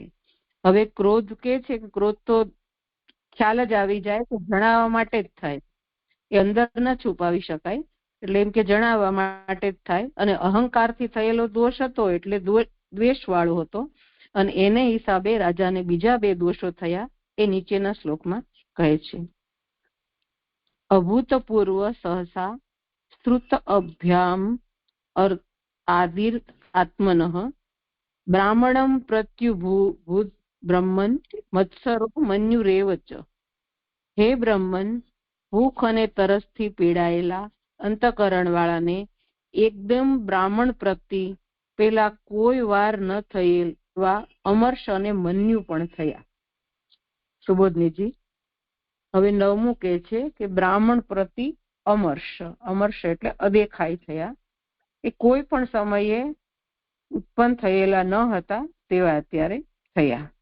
એકદમ શબ્દ વિચારથી પણ ઉત્પત્તિ ન થયેલ હોવાનું જણાવેલ છે, એટલે પહેલા ક્યારે વિચાર્યું પણ ન હતું એમ એકદમ જ દેખાય થઈ એમ કહે છે. ભૂખ અને તરસથી પીડાયેલા અંતઃકરણ વાળાને શબ્દથી એમ કહેલું છે કે દેહના ધર્મો જ બળવાન થયા. ભૂખ અને તરસથી પીડાયેલ હતું આત્મા, અંતઃકરણ જેનું તેવો રાજા હતો, એટલે ભૂખ અને તરસ દેહના ધર્મો છે એ જ બળવાન થયા એમ કહે છે. એવી રીતે બ્રાહ્મણનો તિરસ્કાર થયાનું શ્રવણ કરીને શૌનકમાં ખળભળાટ ન થાય એ માટે બ્રહ્મન એવું સંબોધન કરે છે. હવે સુજી પણ બ્રાહ્મણ છે એટલે એનામાં ખળભળાટ ન થાય એના માટે એ બ્રહ્મન એવું સંબોધન કરે છે. બ્રાહ્મણ ઉપર જ અમર્ષ અને મન્યુ થયા. બીજાની સરસાઈ સહન ન કરવી એ અમર્ષ, એટલે બીજાની સરસાઈ સહન ન કરવી એ અદેખાય. એવી જ રીતે રાજામાં 10 દોષો ઉત્પન્ન થયા, એનો સરવાળો ચ અને શબ્દથી કહેલો છે. આવી રીતે આપણે 10 દોષો જણાવ્યા. જે મને અમર્ષ તો અદેખાય ખ્યાલ આવ્યું પણ મન્યુ ખ્યાલ નથી આવતો, એક જણાવશો કૃપા કરીને? પ્રણામ જી. આવ્યું ને ઉત્થાનિકામાં તો આવી ગયો ને.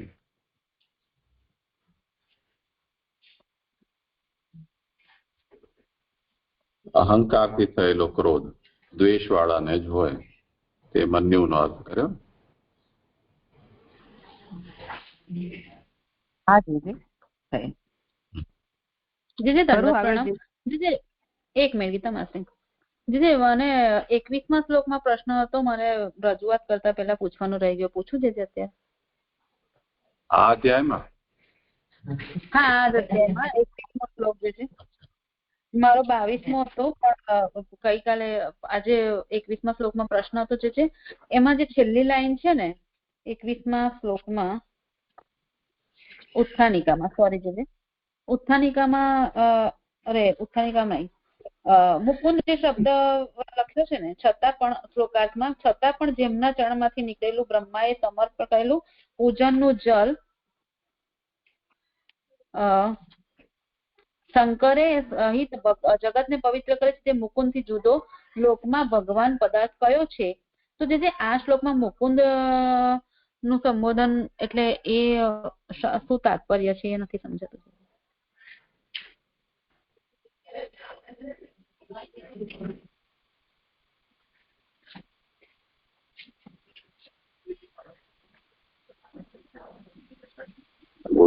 ક્યાં છે? જે પાન નંબર 500 ઉપર પહેલી જ લીટી છે.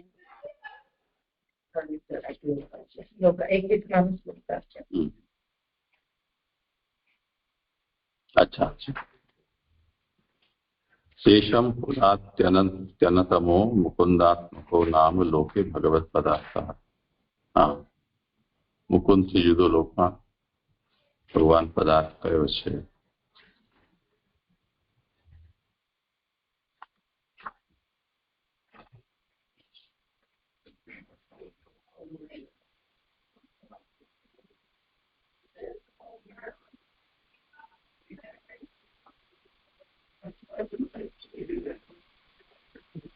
એ બ્રહ્મા અને શિવ એમને પણ પવિત્ર કરે એવા ભગવાનના ચરણનું જલ છે, તો એનાથી વધારે બીજું પવિત્ર શું હોઈ શકે એ ભગવાનથી? એમાં ભગવાનને નામ મુકુંદ તરીકે સ્મરણ કરેલું છે. મુકુંદ એટલે મોક્ષદાતા.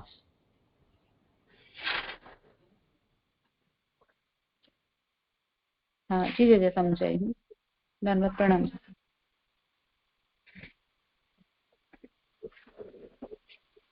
દંડવત પ્રણામ. જે કરું આગળ. દંડવત પ્રણામ. આપણે જે આગળના શ્લોકમાં જે કીધું ને કે સુષુપ્તિમાં ધર્મ કેવી રીતે બોલે, તો જે તૃતીય સ્કંદમાં જે આપ્યું છે ને 8મા અધ્યાયની અંદર કે સુષુપ્તિમાં પ્રાગ્ય ભગવાન રૂપ સતમાં પ્રીતિઓ છે, એટલે કે આત્મામાં પ્રીતિ હોવી ઉત્તમ છે, એમ આ વાક્યથી કહે છે કે પુરુષને અંદરનો આનંદ છે અને પ્રીતિ આનંદનો જ ગુણ હોવાથી, તેના સંબંધવાળી હોવાથી, બંને અંદરના હોવાથી એક જ સ્થળમાં રહે છે, તેથી અધિક આનંદ થાય છે. આનંદ અને પ્રીતિ ધર્મી અને ધર્મ હોવાથી ત્યાં એવી વાત કરી છે, પ્રીતિને બહાર કાઢવામાં આવે તો આનંદને તેથી છૂટો પાડવાનો પ્રસંગ આવે. આ રીતે ત્યાં ધર્મની વાત કરી છે, તો એ લેવાય. હા, તો આનંદ ધર્મ થયો ને, જે લેખવાળાની આપણે હમણાં ફૂટનોટ વાંચી ને. હા જી દંડવત. હા, સારું યાદ અપાવ્યું.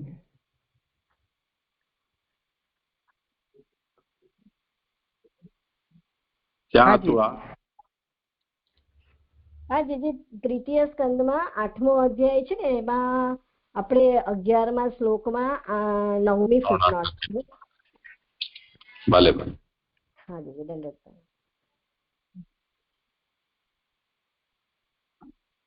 લખી લેજો બધા.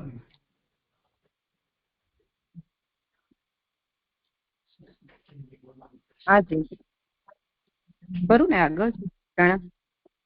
હા કરું.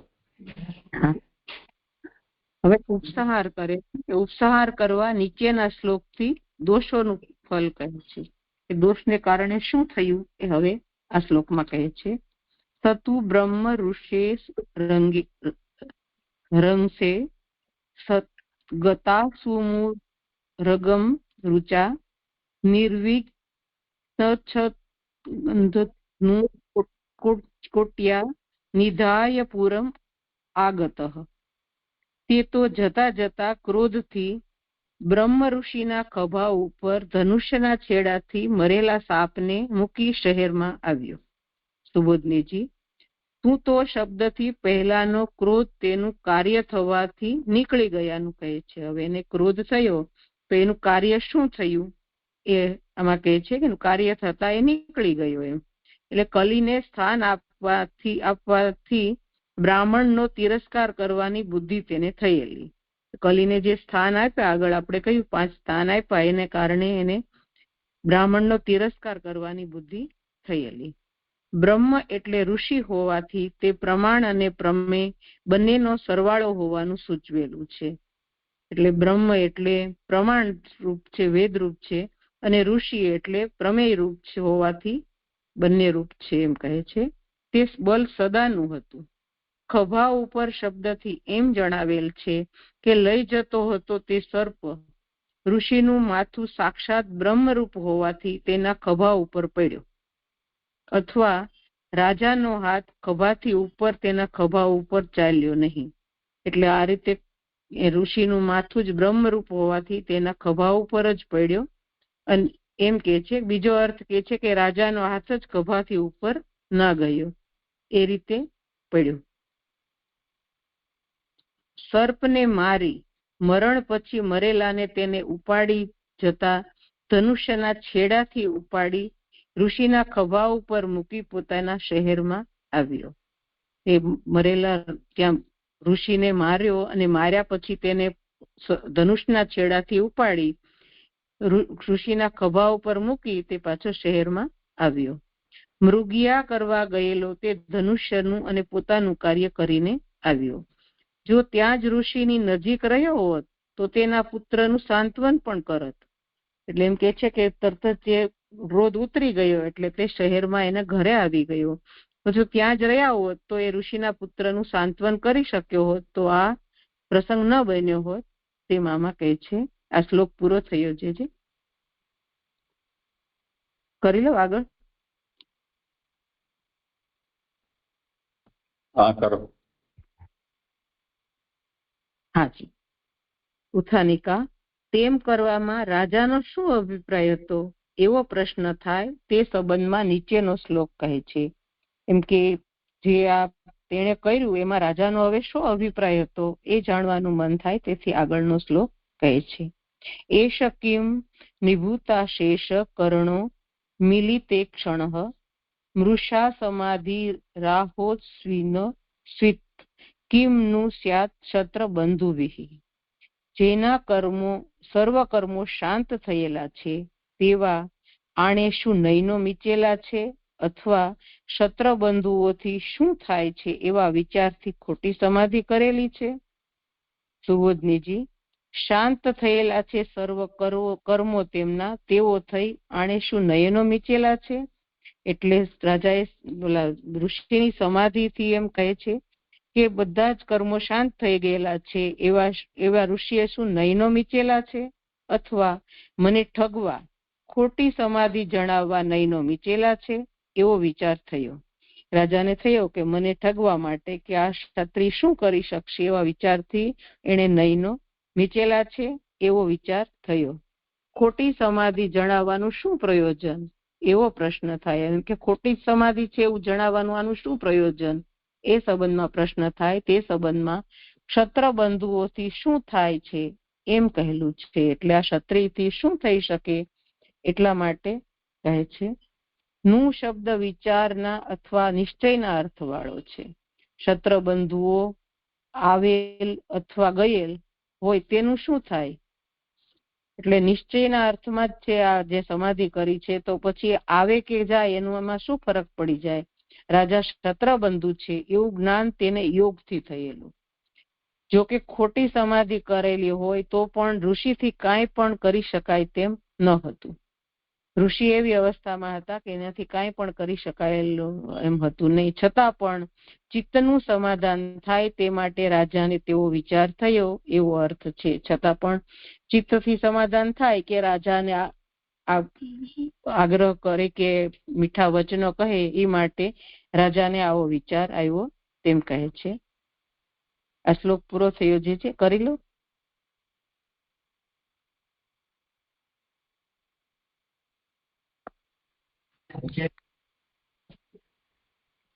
હા, અહીંયા કંઈ પૂછી રહ્યા છે. છેલ્લી પંક્તિ સ્પષ્ટ કરો.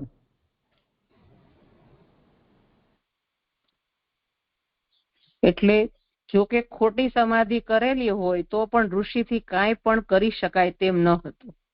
છતાં પણ ચિત્તનું સમાધાન થાય તે માટે રાજાને એવો વિચાર ઉત્પન્ન થયો એવો અર્થ છે. એટલે રાજાની પરિસ્થિતિ પ્રમાણે ઋષિ કાંઈ કરી શકે તેમ ન હતા. છતાં પણ રાજાના ચિત્તનું સમાધાન થાય તે માટે રાજાને આવો વિચાર આવ્યો એવો અર્થ છે.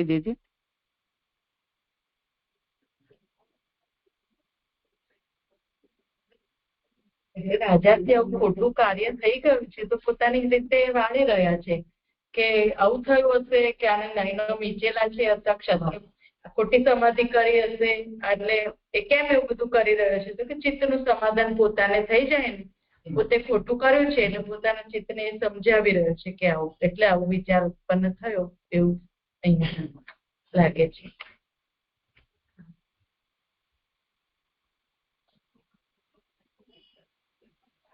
આવું થવાનું કાળમાં પેલો રાજા પોતાનો ધર્મ વિસરાઈ ગયું. એ તો આવશે આગળ નથી, પણ એ કહે છે કે આવું થયું તો પોતાના ચિત્તને સમાધાન આપી રહ્યો છે કે આવું કદાચ થયું, આવું હશે એમ કરીને. એટલે પોતે ખોટું કર્યું છે તો કંઈક તો એને પોતાના સાંત્વના આપી.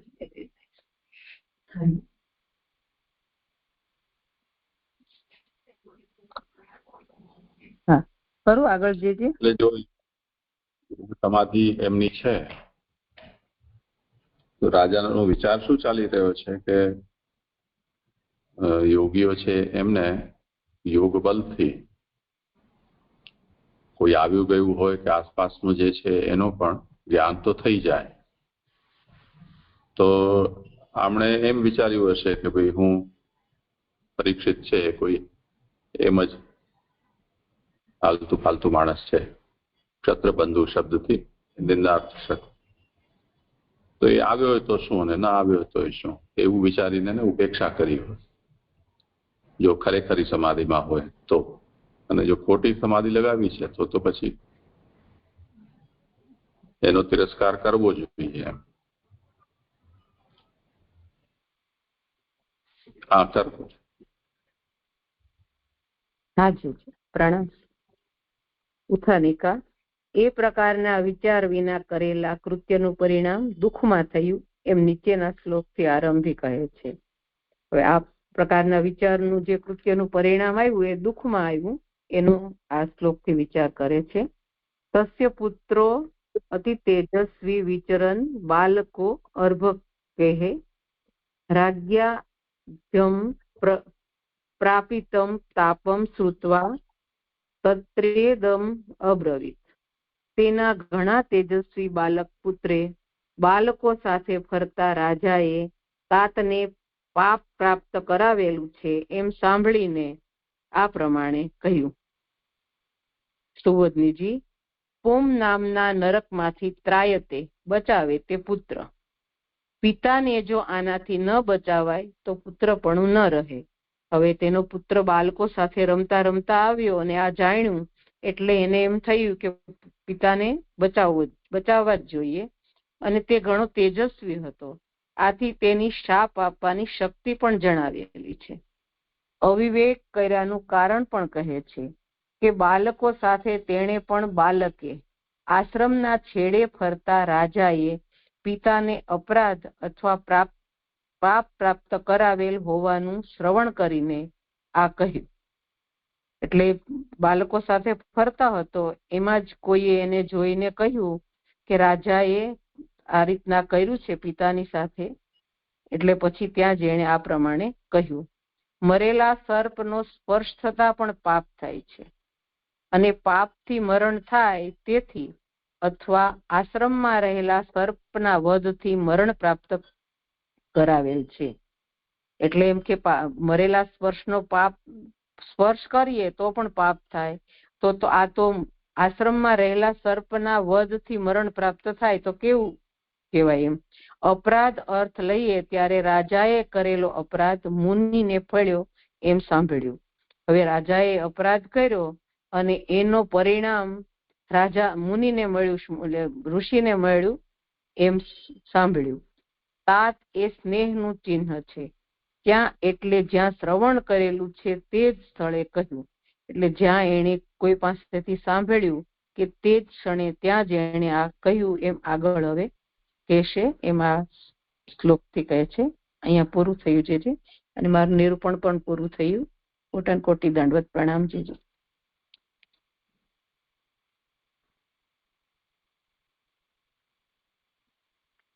પ્રણામ જેજે. મારો વારો છે. કરું છે. પેલા બેને તમને કઈ પૂછવું છે? હા કર ભલે. અવાજ નથી. ભવિષ્યમાં સજા કહેવા માટે નીચેના શ્લોકથી આરંભી 3 શ્લોકોથી સજા કરવાની યોગ્યતા કહે છે. અધર્મ અને સ્વામીનો દ્રોહ એ સજા કરવાના કારણ રાજામાં રહેલા છે, અને સજા કરવાની શક્તિ પોતામાં રહેલી છે. તે પૈકી પ્રથમ રાજાનો દોષ નીચેના શ્લોકથી કહે છે. એટલે કે આગળ ભવિષ્યમાં હવે જે રાજાએ જે અપરાધ કર્યો છે તો એને જે સજા કરવાની છે તો હવે એને અહીંયા 3 શ્લોકોથી કહે છે. એમાં એનું કારણ બતાવે છે કે એને શું કર્યું છે. એમ તો કે એક તો અધર્મ કર્યો છે અને સ્વામીનો દ્રોહ, એ રાજાનું 2 અપરાધ છે.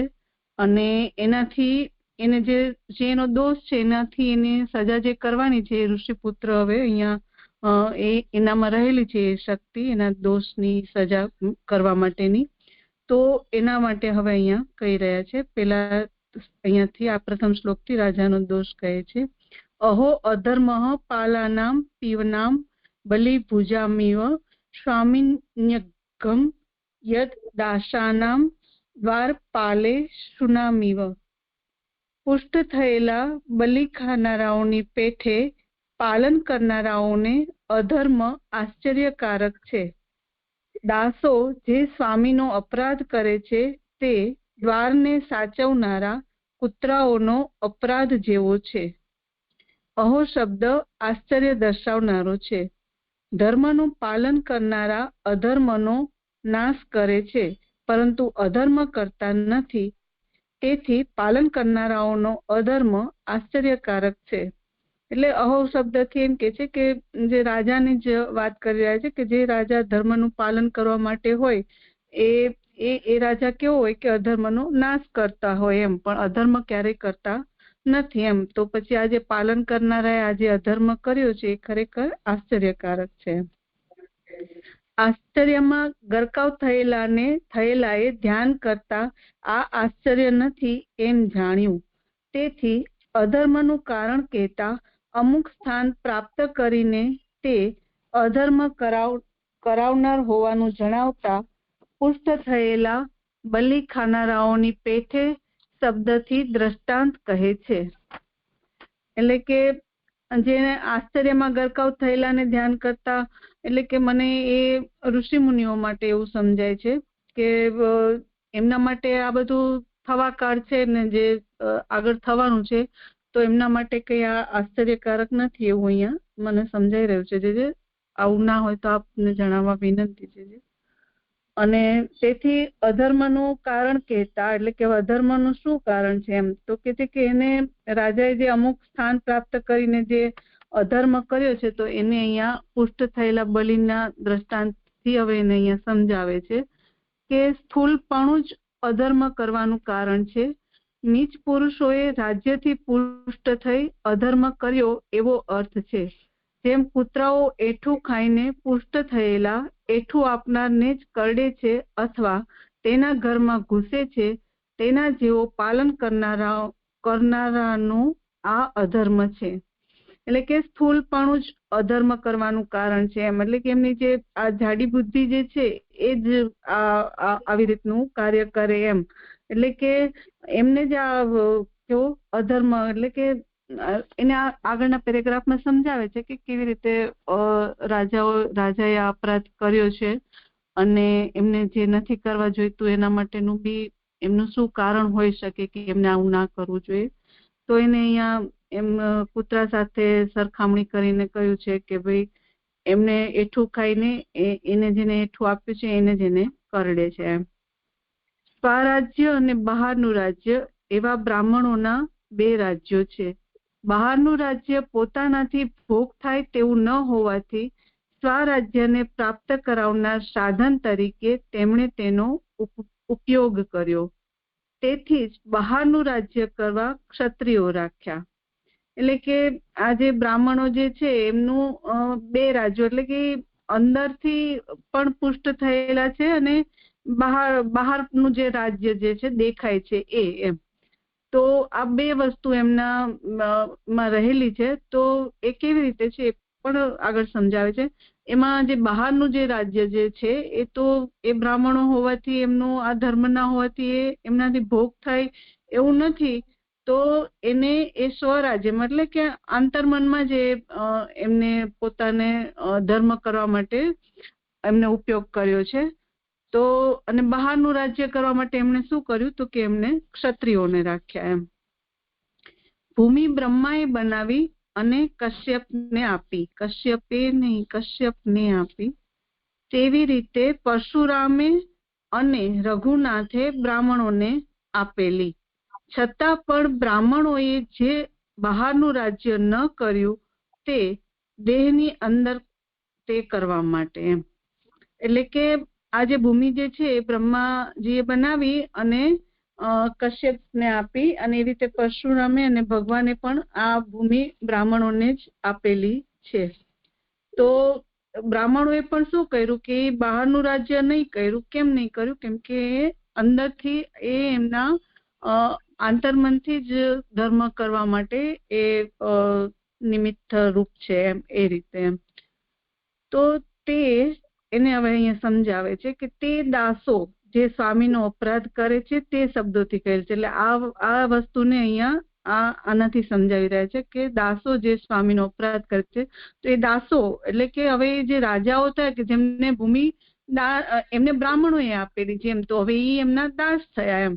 તો એ એમના સ્વામીનો અપરાધ કરે છે, એનાથી હવે એને અહીંયા સમજાવી રહ્યા છે કે દાસો જે સ્વામીનો અધમ અપરાધ કરવાનું પાપ કરે છે તે કૂતરાઓના અપરાધ પેઠે જાતિના દોષથી અથવા અવિવેકથી થયેલ હોય છે.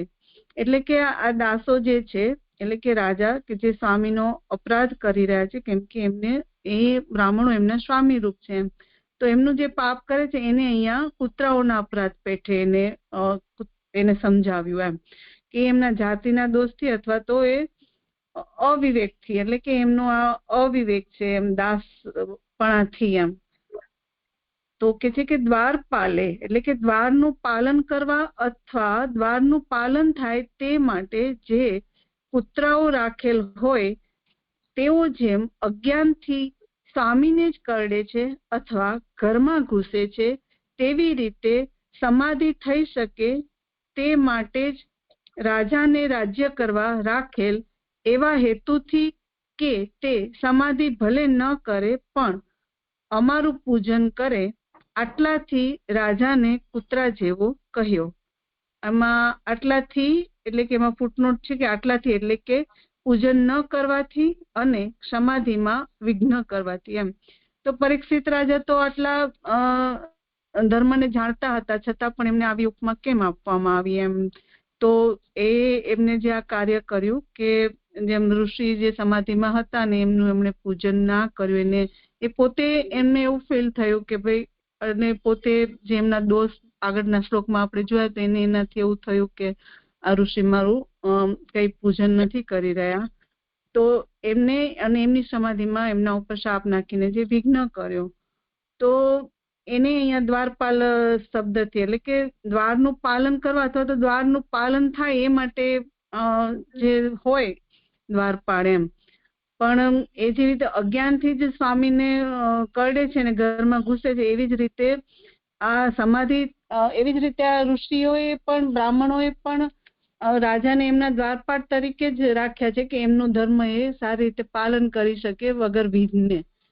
તો હવે એમને જ એમને માર્યા એમ. તો એનાથી એમને આ ઉપમા આપવામાં આવી કે એમને કૂતરા જેવા કહેવામાં આવ્યા. આ અહીંયા આ શ્લોક જે છે 32 પૂરો થયો છે. કઈ હોય વિચારણી? તો કઈ નથી છે. કરો. દ્રષ્ટાંત બરાબર નથી એવી શંકા થાય તેથી નીચેનો શ્લોક કહેલો છે. એમાં પેલી ફૂટનોટ છે કે પુરુષવિદ બ્રાહ્મણમાં ક્ષત્રથી ઉત્તમ કઈ નથી, તેથી બ્રાહ્મણ ક્ષત્રિયનું નીચે રહી પૂજન કરે છે એ શ્રુતિ પ્રમાણે દ્રષ્ટાંત બરાબર નથી એમ. એટલે આગળ આપણને આ રીતનું જે એમની રાજા માટે એટલે કે ક્ષત્રિય માટે આવી રીતનું કહ્યું, તો એને અહીંયા કહી રહ્યા છે કે આ દ્રષ્ટાંત બરાબર નથી, કેમ કે પુરુષવિદ બ્રાહ્મણમાં એમને ક્ષત્રિયથી ઉત્તમ કોઈ નથી એમ, અને બ્રાહ્મણ પણ ક્ષત્રિયનું નીચે રહીને પૂજન કરે છે. તો એ શ્રુતિ પ્રમાણે જોઈએ તો એ દ્રષ્ટાંત બરાબર નથી એમ એને અહીંયા કહી રહ્યા છે. તેથી નીચેનો શ્લોક કયો છે, બ્રાહ્મણે હિ ક્ષત્રબંધુ હિ દ્વારપાલો નિરૂપિતઃ સ કથમ તદ ગ્રહે દ્વાસ્થઃ સભાંડમ ભોક્તુમ અર્હતિ.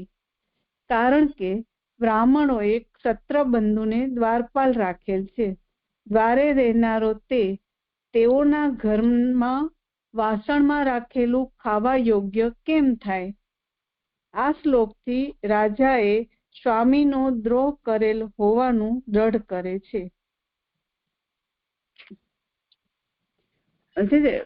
પેલું આગળના શ્લોકમાં એક વસ્તુ રહી ગઈ છે કે મને જે પેલું એમ કહ્યું ને કે આશ્ચર્યથી ગરકાવ થયેલાને ધ્યાન કરતા આ આશ્ચર્ય નથી એમ જાણ્યું. તો એમાં આ સૌનક ઋષિની જ વાત કરી રહ્યા છે. ક્યાં છે? આગળના શ્લોકમાં મેં કહ્યું હતું જે કે કદાચ એ બરાબર હું સમજી બરાબર ના હોય 507 પેજમાં. ના, આ તો મુનિનો દીકરો કરી રહ્યો છે. મુનિ તો એટલે એમને એ યોગ્ય એટલે અંદરથી સમજી ગયા એમ, એટલે કે આ બરોબર છે એમના માટે આશ્ચર્ય રૂપ નતું એમ એમના માટે કહ્યું છે જે એટલે હા તો એ જ કહી રહ્યો છે.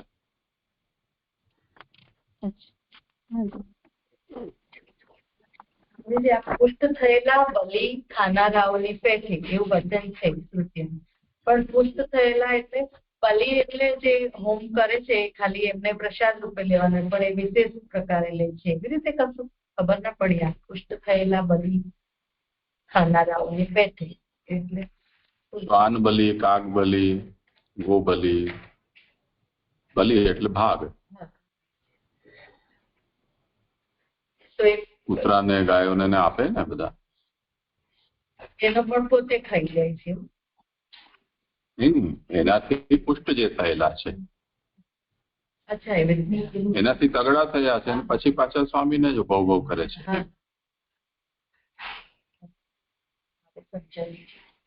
એટલે એમ સમજો કે આ જે ઋષિ કોણ શૃંગી હતા ને,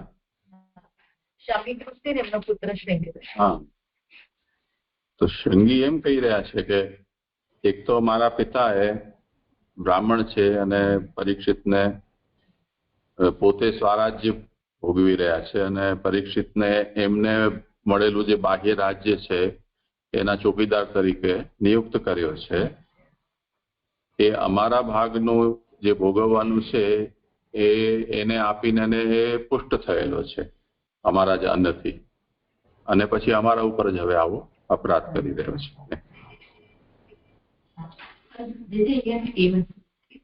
મરેલો એમને માર્યો તો છે જ નહીં, માર્યો તો પરીક્ષિત રાજા સર્પને મારીને પછી એમના ગળામાં નાખે છે. તો ગળામાં નાખવાનું બી આટલું મોટું પાપ, મરેલું કોઈ સ્પર્શ કરવાનું બી પાપ આટલું. સર્પનો મહાદોષ માનેલો છે. એનો આટલો મોટો અપરાધ. હા જે પ્રણામ. મને આ 32મા શ્લોકમાં આ નથી સમજાતું કે આશ્ચર્યમાં ગરકાવ થયેલા એ ધ્યાન કરતા આ આશ્ચર્ય નથી એમ જાણ્યું, એટલે શું કહેવા માંગે છે એ નથી સમજાતું છે. પ્રણામ. એટલે એમને ખબર પડી કે મારા પિતાના ગલામાં આવી રીતે રાજા સાપ નાખીને ચાલ્યો ગયો છે, તો એક ક્ષણ આશ્ચર્ય થયું. પછી એમને લાગ્યું કે નહીં, એનું કારણ સમજાઈ ગયું ને એમને, એટલે પછી આશ્ચર્ય ન રહ્યું.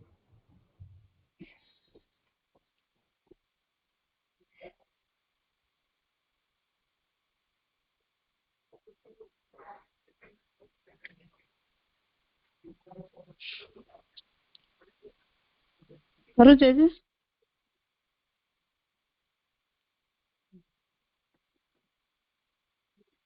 હવે 33મા શ્લોકની સુબોધીની છે. માફ કરજો. હા હા હા નીતાબેન એક મિનિટ.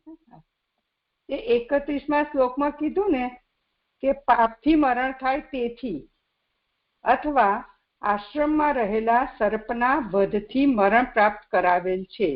આનાથી શું કહેવા માંગે છે કે આશ્રમમાં રહેલા સર્પના વધથી મરણ પ્રાપ્ત કર્યો હતો ને, એટલે એ સર્પ મરી ગયો એટલે ઋષિએ પણ મરણ પ્રાપ્ત થયું. એ પોતે બ્રહ્મ એમને પ્રાપ્ત કરેલું હતું એટલે બ્રહ્મ ઋષિ હતા એ હિસાબે છે. એ નથી સમજાતું મને. પ્રણામ છે. કરો સમાધાન.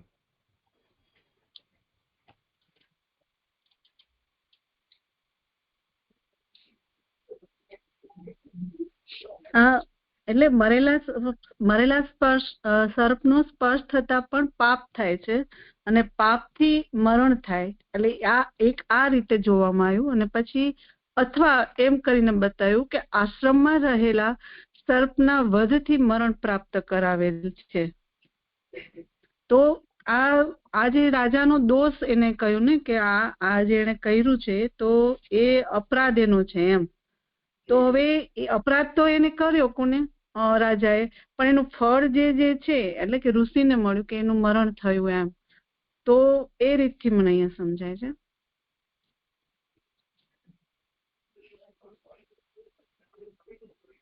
જે આશ્રમમાં રહેલા સર્પના વધથી એમને કેવી રીતે ઋષિને મરણ પ્રાપ્ત થાય એ ના સમજાયું. મરણ ક્યાં પ્રાપ્ત થયું એવું લક્ષ આશ્રમમાં રહેલા સર્પના વચ્ચે મરણ પ્રાપ્ત કરાવેલ છે એ વાક્ય એમને સમજાવ્યું છે.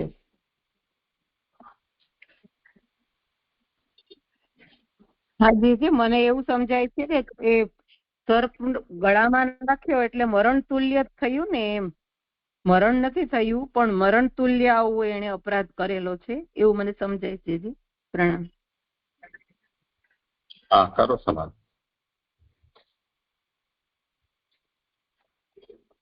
આજે દંડવત પ્રણામ. અહીંયા મરણ પ્રાપ્ત કરાવેલ છે એવું કીધું ને, તો સર્પના વધથી જે એમને શોક થયો એટલે કે એમને પાપ લાગ્યું, તો એ પાપના લીધે જન્મ મરણમાં પાછા થઈ ગયું. અત્યારે મોક્ષ પ્રાપ્ત તરફ એમને અત્યારે સાધન કરી રહ્યા છે, તો એના બદલે મરણ પ્રાપ્ત કરાવે એટલે કે જન્મ મરણમાં પાછું એમને આવવું પડશે. જે સંભળાય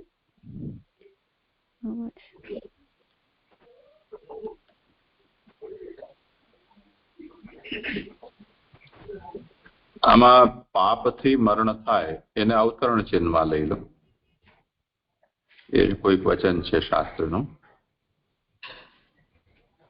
એટલે મરેલા સર્પનો સ્પર્શ થતા પાપ થાય અથવા મરણ થાય.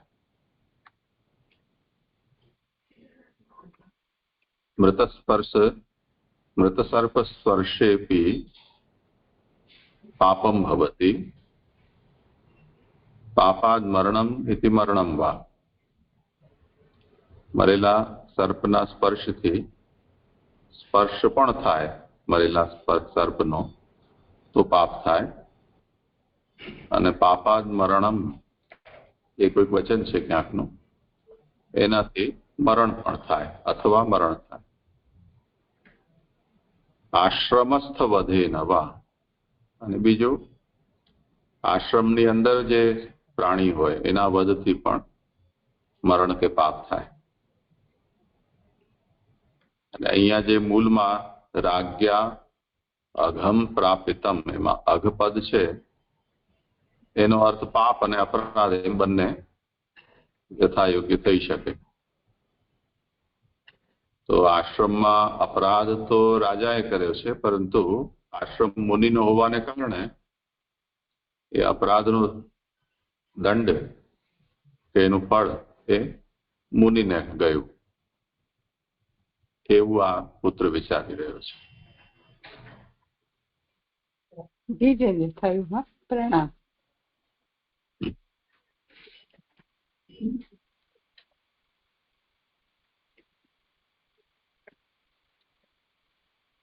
કરું છે.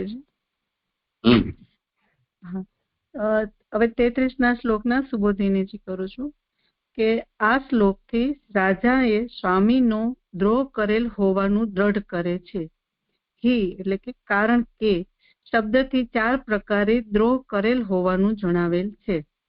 હવે આ શ્લોકથી હવે જે રાજાએ જે સ્વામીનો દ્રોહ કર્યો છે તો એ કર્યો જ છે એમ એ દ્રઢ અહીંયા કહી રહ્યા છે કે એમને કેવી રીતે એમનો દ્રોહ કર્યો એમ. તો એને અહીંયા 4 પ્રકારથી સમજાવે છે કે શરીર વગેરે બહારનો પદાર્થ દ્વાર છે. વાસ્તવિક રીતે આ વિષયમાં રાખનારા ભૃગુઓ હતા, તેથી જેઓએ રાખેલ તેઓના જ ઘરમાં સભાંડમ એટલે કે ભોજન પકાવવાના વાસણમાં રહેલું અન્ન દ્વાસ્થ કે સદા દ્વારનું પાલન કરનારો ખાવા યોગ્ય છે. એમાં પહેલી જ માં બીજી ફૂટનોટ છે કે શરીર વગેરે બહારનો પદાર્થ દ્વાર છે, એટલે કે દ્વાર એટલે કે સમાધિનું દ્વાર, તેથી તેનું રક્ષણ કરનાર હોવાથી રાજા દ્વારપાલ છે. એટલે કે આ ઋષિ જે સમાધિ જે કરે છે તો એમને એક તો આગળના શ્લોકમાં એ પણ જોયું આપણે કે જે ધર્મ કરે છે એના માટે એમને એ ધર્મ સારી રીતે કરે તો એમના રક્ષણ માટે એમને ક્ષત્રિયોને ભૂમિ આપેલી છે કે જેનાથી એ પોતાના ધર્મમાં સારી રીતે પ્રવૃત્ત થાય અને એ એમનું રક્ષણ કરે. તો એવી રીતે અહીંયા એમના સમાધિના દ્વારનું જે એટલે કે સારી રીતે ધર્મ કરી શકે એના એ નિમિત્તે અહીંયા રાજાને દ્વારપાળ કહ્યા છે. તો શરીર વગેરે બહારનો પદાર્થ એટલે કે દ્વાર છે એમ. અને એવી રીતે વાસ્તવિક રીતે આ વિષયમાં રાખનારા એમને ભૃગુઓ હતા, એટલે કે આવી રીતે એમને આ વિષય એટલે કે આવો વિષય આપનાર જે છે એ આ ઋષિઓ હતા એમ. અને તેથી જ એટલે કે જેઓ એ રાખેલ એમ, એટલે કે આ ઋષિઓ જેમને રાખેલ તો એના જ ઘરમાં એટલે કે ભોજન પકાવવાના વાસણમાં રહેલું અન્ન એટલે કે એમને એમના ધર્મનું રક્ષણ કરવા માટે, એટલે જે વાસણમાં રહેલું અન્નથી સમજીએ કે બધા જ ધર્મ આપણે સમજી લઈએ કે જે આગળ આપણે 27મા શ્લોકમાં જે જોયા કે જે એમને બધું જોઈએ એ બધું આપે.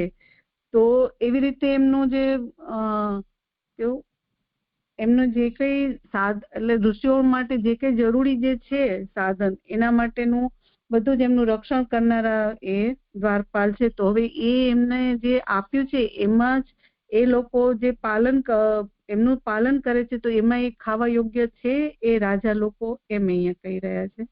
પછી બીજું કે છે કે બ્રાહ્મણને રાજા આજ્ઞા કરવા યોગ્ય નથી, કારણ કે તેઓની કૃપાથી જ રાજ્ય કરે છે. એટલે કે એમાં ત્રીજી ફૂટનોટ છે કે કશ્યપ વગેરે બ્રાહ્મણોને રાજ્ય આપેલ હોવા છતાં તેઓએ તે ક્ષત્રિયોને આપ્યું, તેથી બ્રાહ્મણની કૃપાથી ક્ષત્રિયો રાજ્ય કરે છે. તો એમની કૃપાથી જ એ રાજ્ય કરી રહ્યા છે, બ્રાહ્મણની કૃપાથી. તો હવે એ બ્રાહ્મણની આજ્ઞા કેવી રીતે કરી શકે કે મને આ આપો કે આમ જોઈએ એમ, કારણ કે એ તો દાસ થયા એમ, તો એ સ્વામીને એમ કેમ કહી શકે. પછી ત્રીજું છે કારણ કે બ્રાહ્મણનું ઘર બ્રહ્માંડ છે, તેમાં સર્વ પુરુષાર્થના ઉપભોગના કારણરૂપ બ્રાહ્મણો છે, તેમાં વિઘ્ન કરનારાઓને હટાવવા દ્વારનું પાલન કરનાર રાજા છે. રાજ્ય બલીને ઠેકાણે છે. ખેડૂતની પેઠે બ્રાહ્મણને પણ કર આપનારાઓમાં રાજા મૂકે છે, તે વાસણમાં રાખેલું ખાવા બરાબર છે. એટલે કે આ બ્રાહ્મણનું ઘર તો બ્રહ્માંડ છે, એટલે કે બ્રાહ્મણને તો કઈ એવું હોય નહીં કે આ મારું કે તારું, એવું એની અંતા મમતા હોતી નથી. સર્વ બ્રહ્માંડ એનું ઘર છે. તો એમાં સર્વ પુરુષાર્થના જે ઉપભોગ કરવા માટે જે છે એ એના રૂપે બ્રાહ્મણો છે. હવે એમાંથી જે વિઘ્ન કરનારા જે છે તો એ વિઘ્ન જે કરે નહીં કોઈ, એના માટે એમનું રક્ષણ કરવા માટે આ રાજા છે. તો હવે રાજ્ય જે એમને આપ્યું છે તો એ એના બલિના એટલે કે એનું એ બલિ બ્રાહ્મણ માટે બલિરૂપ થયું એમ. તો હવે એ ખેડૂતની પેઠે થયું એમ. તો હવે એ બ્રાહ્મણને પણ એ કર એટલે ખરેખર તો એમને કર રૂપે કહેવાય કે એમને કર રૂપે એમને આપવું જોઈએ, એ રક્ષણ એમનું કર રૂપે કહેવાય એમ. તો હવે એના બદલે એને જે કાર્ય કર્યું છે તો એ કઈ એમ કે છે કે એમને જે આજ્ઞા કરી કે એમનું ધ્યાન ના એને કર્યું ઋષિએ કે એના માટે પછી જે કઈ કર્યું તો એ એમને કહી રહ્યા છે કે એ શું બરોબર છે એમ. સમાધિમાં રહેલ ઋષિનો અપરાધ કર્યો તે ઘરમાં ઘૂસીને વાસણમાં રાખેલું ખાવા બરાબર છે. એટલે કે એમને જે ઋષિ આ અપરાધ કર્યો તો એ તો એમના ઘરમાં ઘૂસીને એમને એમનું વાસણ એમને લીધું એમ. તો એ રીતથી એમનો અપરાધ અહીંયા કયો એમ. તો અહીંયા જે એમ કહ્યું ને કે બ્રાહ્મણો એ ક્ષત્ર બંધુને દ્વારપાલ રાખેલ છે એમ. હવે એ બ્રાહ્મણો જે દ્વારપાલ રૂપે જે છે તો એ બ્રાહ્મણો એ જેને આપ્યું છે એના જ ઘરમાં એમનું કોઈ રાઈટ નથી, છતાં પણ એમને આ કાર્ય કર્યું તો એ શું યોગ્ય છે એમ અહીંયા કહી રહ્યા છે. અહીંયા 33મો શ્લોક પૂરો થયો છે.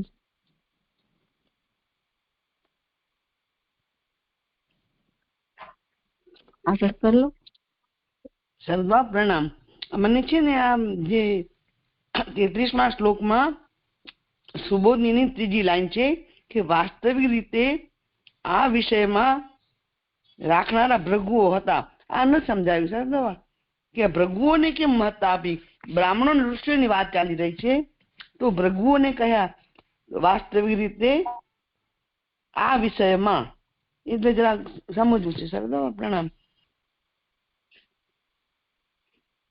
કોઈ ઇતિહાસ હશે ભૃગુઓએ રાજાઓને કે ક્ષત્રિયોને આમાં રોક્યા હોય આ કાર્ય? ભૂમિમાં રક્ષણ કરવા રાજા બનાવ્યા હોય એવું ને?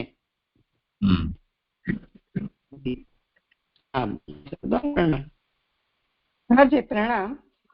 એના પછીનું વાક્ય છે ને જે કે સભાંડમ એટલે ભોજન પકવવાના વાસણમાં રહેલું અન્ન, એટલે તેથી જેઓએ રાખેલ તેઓના જ ઘરમાં સભાંડમ એટલે ભોજન પકવવાના વાસણમાં રહેલું અન્ન, દાસ્થ સદા દ્વારનું પાલન કરનારો ખાવા યોગ્ય છે. એનાથી શું કહે છે એમ નથી સમજાતું છે. પ્રણામજી. એટલે માલિકના વાસણમાં નોકર કઈ જમી શકે એમ? જી જી જી પ્રણામજી.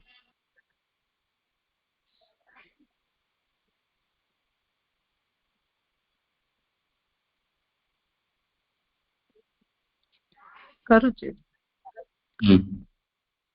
એવી રીતે રાજાનો અપરાધ દ્રઢ કરીને પોતાની સજા કરવાની શક્તિ હોવાનું કહેતા નીચેના શ્લોકથી બીજો પ્રકાર સજા ન થાય તેવું નથી એમ નીચેના શ્લોકથી કહે છે. એટલે આવી રીતે રાજાનો અપરાધ દ્રઢ થયો ગયો કે એને આ કાર્ય કર્યું એમ, અને જે અપરાધ છે મોટો, તો એની જે સજા કરવાની, એટલે કે હવે અહીંયા ઋષિપુત્રની એમને સજા કરવાની એમની શક્તિ છે એમ કહેતા હવે બીજા પ્રકાર સજા ન થાય તેવું નથી.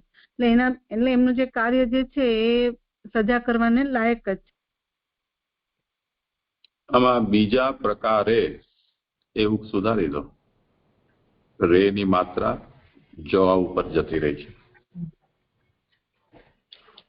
હજી અહીં કરેક્શન કરવા જેવું છે. આ ત્રીજી ફૂટનોટ છે ને એમાં એવું આવે છે કશ્યપ વગેરે બ્રાહ્મણો એ આવે, બ્રાહ્મણો ને નહીં. કશ્યપ વગેરે બ્રાહ્મણો એ રાજ્ય આપેલ હોવા છતાં. આ મારે બરોબર છે? બરોબર. બરાબર. ભલે. કશ્યપ વગેરે બ્રાહ્મણો ને રાજ્ય આપેલ, તો બ્રાહ્મણો ને રાજ્ય થોડું આપે છે, બ્રાહ્મણો એ રાજ્ય આપ્યું છે. હું એમ સમજી. આગળ વાંચો તો સંગત થશે, નહીં તો ઊંધું થઈ જશે. હા, તેઓએ ક્ષત્રિયોને આપ્યું. સોરી. હા પ્રણામ. ક્ષમા.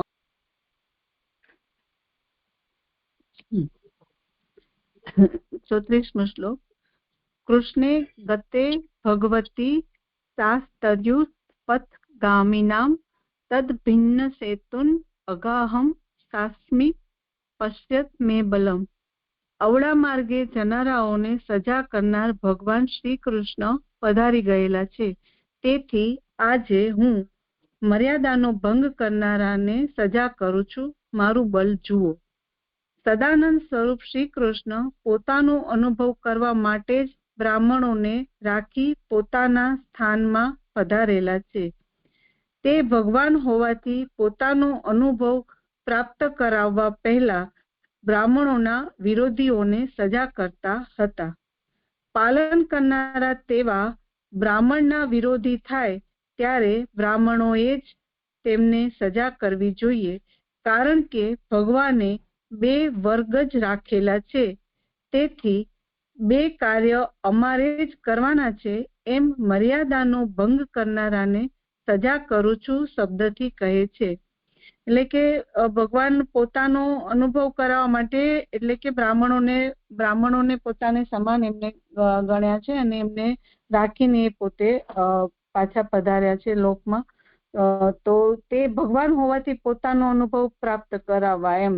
એટલે કે એ ભગવાને શું કર્યું છે કે એમને આગળ પણ બધા એ રીતે એમને બ્રાહ્મણ ધર્મનું મહત્વ સમજાવેલું છે, અને બ્રાહ્મણનું જે કોઈ ખરાબ કરે તો એમને પણ એ સજા કરતા એમ. તો હવે પાલન કરનારા એટલે કે આ રાજા જેવા જે પાલન કરનારા છે એ જો બ્રાહ્મણના વિરોધી થાય તો પછી બ્રાહ્મણોએ જ એમને સજા કરવી જોઈએ, કારણ કે એને ભગવાને 2 વર્ગ રાખેલા છે. એમાં પહેલી ફૂટનોટ છે કે પાલન કરવા યોગ્ય અને પાલન કરનારા, એવો 2 વર્ગ એમ. એટલે કે એક તો એ જે પાલન કરી રહ્યો છે એ કેવા હોવા જોઈએ કે એ પાલન કરનારા પોતે અને પાલન કરવા યોગ્ય, આ બંને એનામાં હોવું જોઈએ. અને તેથી 2 કાર્ય અમારે જ કરવાના છે. એટલે 2માં મર્યાદાનું રક્ષણ અને તેનો ભંગ કરનારને શિક્ષા. તો એ આ ઋષિપુત્ર કહી રહ્યા છે કે એટલે આ 2 હવે જો થઈ રહ્યું છે, એટલે કે એમને મર્યાદાનો ભંગ કર્યો છે તો એને હવે હું સજા કરીશ એમ એ શબ્દથી અહીંયા કહ્યું. વિન્નાહ એટલે કે ભંગ કરેલો છે, સેતવહ એટલે કે મર્યાદાનો જેમણે, તેમને સજા કરું છું. આથી સજા કરવામાં પોતાના પ્રયોજનનો ત્યાગ કર્યાનું કહેલ છે. કોઈ સમયે પણ મર્યાદાનો ભંગ સાંભળેલ નથી એવી શંકા થાય, તેથી આજે એમ કહેલ છે. આજે જ મર્યાદાનો ભંગ થયો, આજે જ સજા કરવી જોઈએ એવો અર્થ છે. પોતાનું તેવા પ્રકારનું સામર્થ્ય છે એમ મારું બળ જુઓ શબ્દથી બાળકોને જણાવે છે. પોતામાં પ્રકટ થયેલું બ્રહ્મ તેજ પોતે જોતા પોતાના મિત્રો હોવાથી તેમને પણ દેખાડે છે. એટલે કે એમને સજા કરવામાં એમને પોતાના પ્રયોજનનું, એટલે કે બ્રાહ્મણો ખરેખર આવું કાર્ય કરે નહીં એમ. એટલે કે એમનું કાર્ય તો ધર્મને એટલે કે ધર્મ જ કરવાનું છે. તો એમને પોતાનું અહીંયા જે એમને કર્યું રાજાએ, તો એનાથી એમને પોતાના પ્રયોજનનો ત્યાગ કરી અને જે આ મર્યાદાનું ભંગ થયો તો એનાથી એમને આજે જ એટલે કે આજે જ ભંગ કર્યો ને આજે જ એમને સજા કરે છે.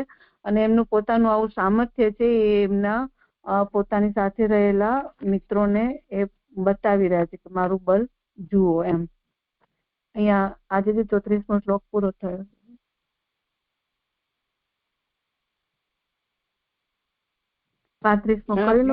પ્રણામ સરદા પ્રણામ. અહીં શું થયું, પોતામાં પ્રગટ થયેલું બ્રહ્મ તેજ પોતે જોતા, એટલે શૃંગી ઋષિએ પોતાનામાં બ્રહ્મ તેજ પ્રગટ થયું તે એને જોયું.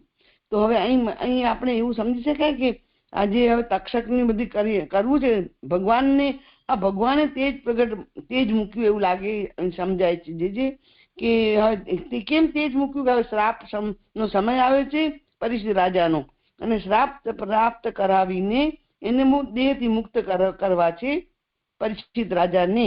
તેથી ભગવાને બ્રહ્મ તેજ પ્રગટ કર્યું એવું અહીં શૃંગી ઋષિમાં પ્રગટ કર્યું એવું. હવે આ કથા હવે સમાપ્તિ તરફ જઈ રહી છે પરીક્ષિતના જીવનની, તો એ લેવાશે અહીં આ બ્રહ્મ તેજ પ્રગટ થયેલું જોયું એમ.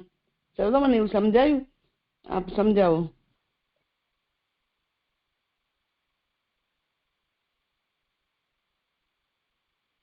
મે બલમ પશ્યતઃ, આજે મૂળમાં બોલી રહ્યા છે આ ઋષિ કે મારા બલને તમે જુઓ. એનો અર્થ છે મહાપ્રભુજી એમ કહી રહ્યા છે કે આવિર્ભૂતમ બ્રહ્મ તેજ સ્વસ્મિન સ્વયં પશ્યન. આવું બોલતા ઋષિકુમારની અંદર એ બ્રહ્મ તેજ પ્રકટ થયું છે, આવિર્ભૂત થયું છે. એ પોતાના પ્રકટ બ્રહ્મ તેજને દેખાડતા પોતાના મિત્રોને આ કહી રહ્યા છે કે જુઓ આ મારું બ્રહ્મ તેજ, અને હવે તમે એનો પ્રભાવ જુઓ. એટલે પોતે પણ જોઈ રહ્યા છે અને બીજાને પણ બતાવી રહ્યા છે. તો આપણે પણ જોઈ શકીએ ને સર, આ હવે પ્રભુની ઈચ્છામાં પ્રગટ થઈ રહી છે. હવે જે કરવું છે તે ભાગવતનું પ્રાકટ્ય અને પછી રાજાનું મોક્ષ, એવું સમજી શકાય છે. એ તો ફેર આગળ થશે આ શાપ વગેરેથી.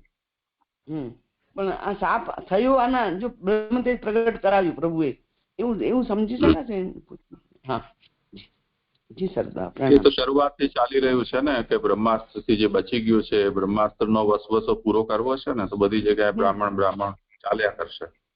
જી જી અહીંયા શાપ પણ બ્રાહ્મણના મુક્તિ થશે, પછી ત્યાં ઓલું સંકર્ષણ અગ્નિવાળું થશે, એ પણ પાછું બ્રહ્માગ્નિ જ હશે. એમ કરતા બ્રહ્માસ્ત્રને નિરાશા ન થાય એવું બધું પ્રયત્ન થઈ રહ્યો છે. જી હા પ્રણામ સરદાર.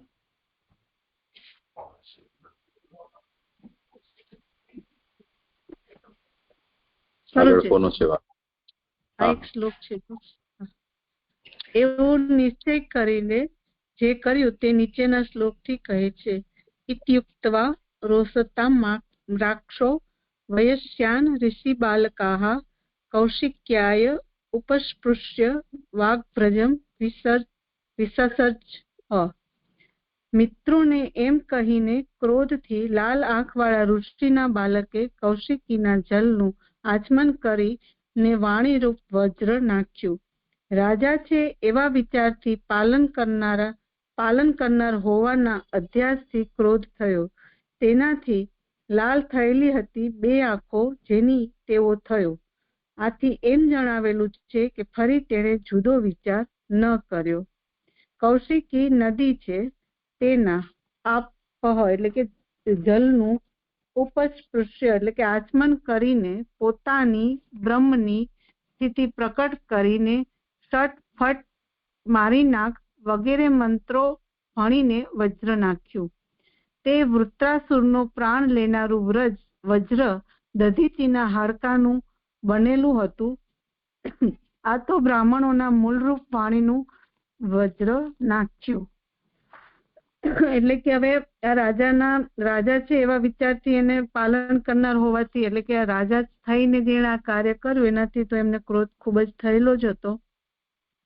એટલે એમને બીજો કઈ વિચાર ના કર્યો અને કૌશિકી નદીના જલને લઈ આચમન કરીને બ્રહ્મરૂપની સ્થિતિ પ્રકટ કરીને એમને એવા મંત્રો ભણી અને આ વજ્ર એમના ઉપર એટલે કે એને શાપ આપવા માટે આ લીધું એમ. તો આ જે છે એ બ્રાહ્મણોના મૂળરૂપ વાણીનું વજ્ર નાખ્યું. એટલે કે આ શાપ આપવા માટેનો એ જ કહેવાય ને જે આમાં મને નહીં ખ્યાલ આવે. શું કહેવાય? એટલે કે આ બ્રાહ્મણોના મૂળરૂપ વાણીનું વજ્ર નાખ્યું એમ. એટલે હવે એ શાપ આપે છે એમ ને જે એટલે એવું જ થયું ને એનો અર્થ. હા હા હા હા જી અહીંયા આ 35મો શ્લોક પૂરો થયો. મારા શ્લોક પણ પૂરો થાય છે. પ્રણામ જી.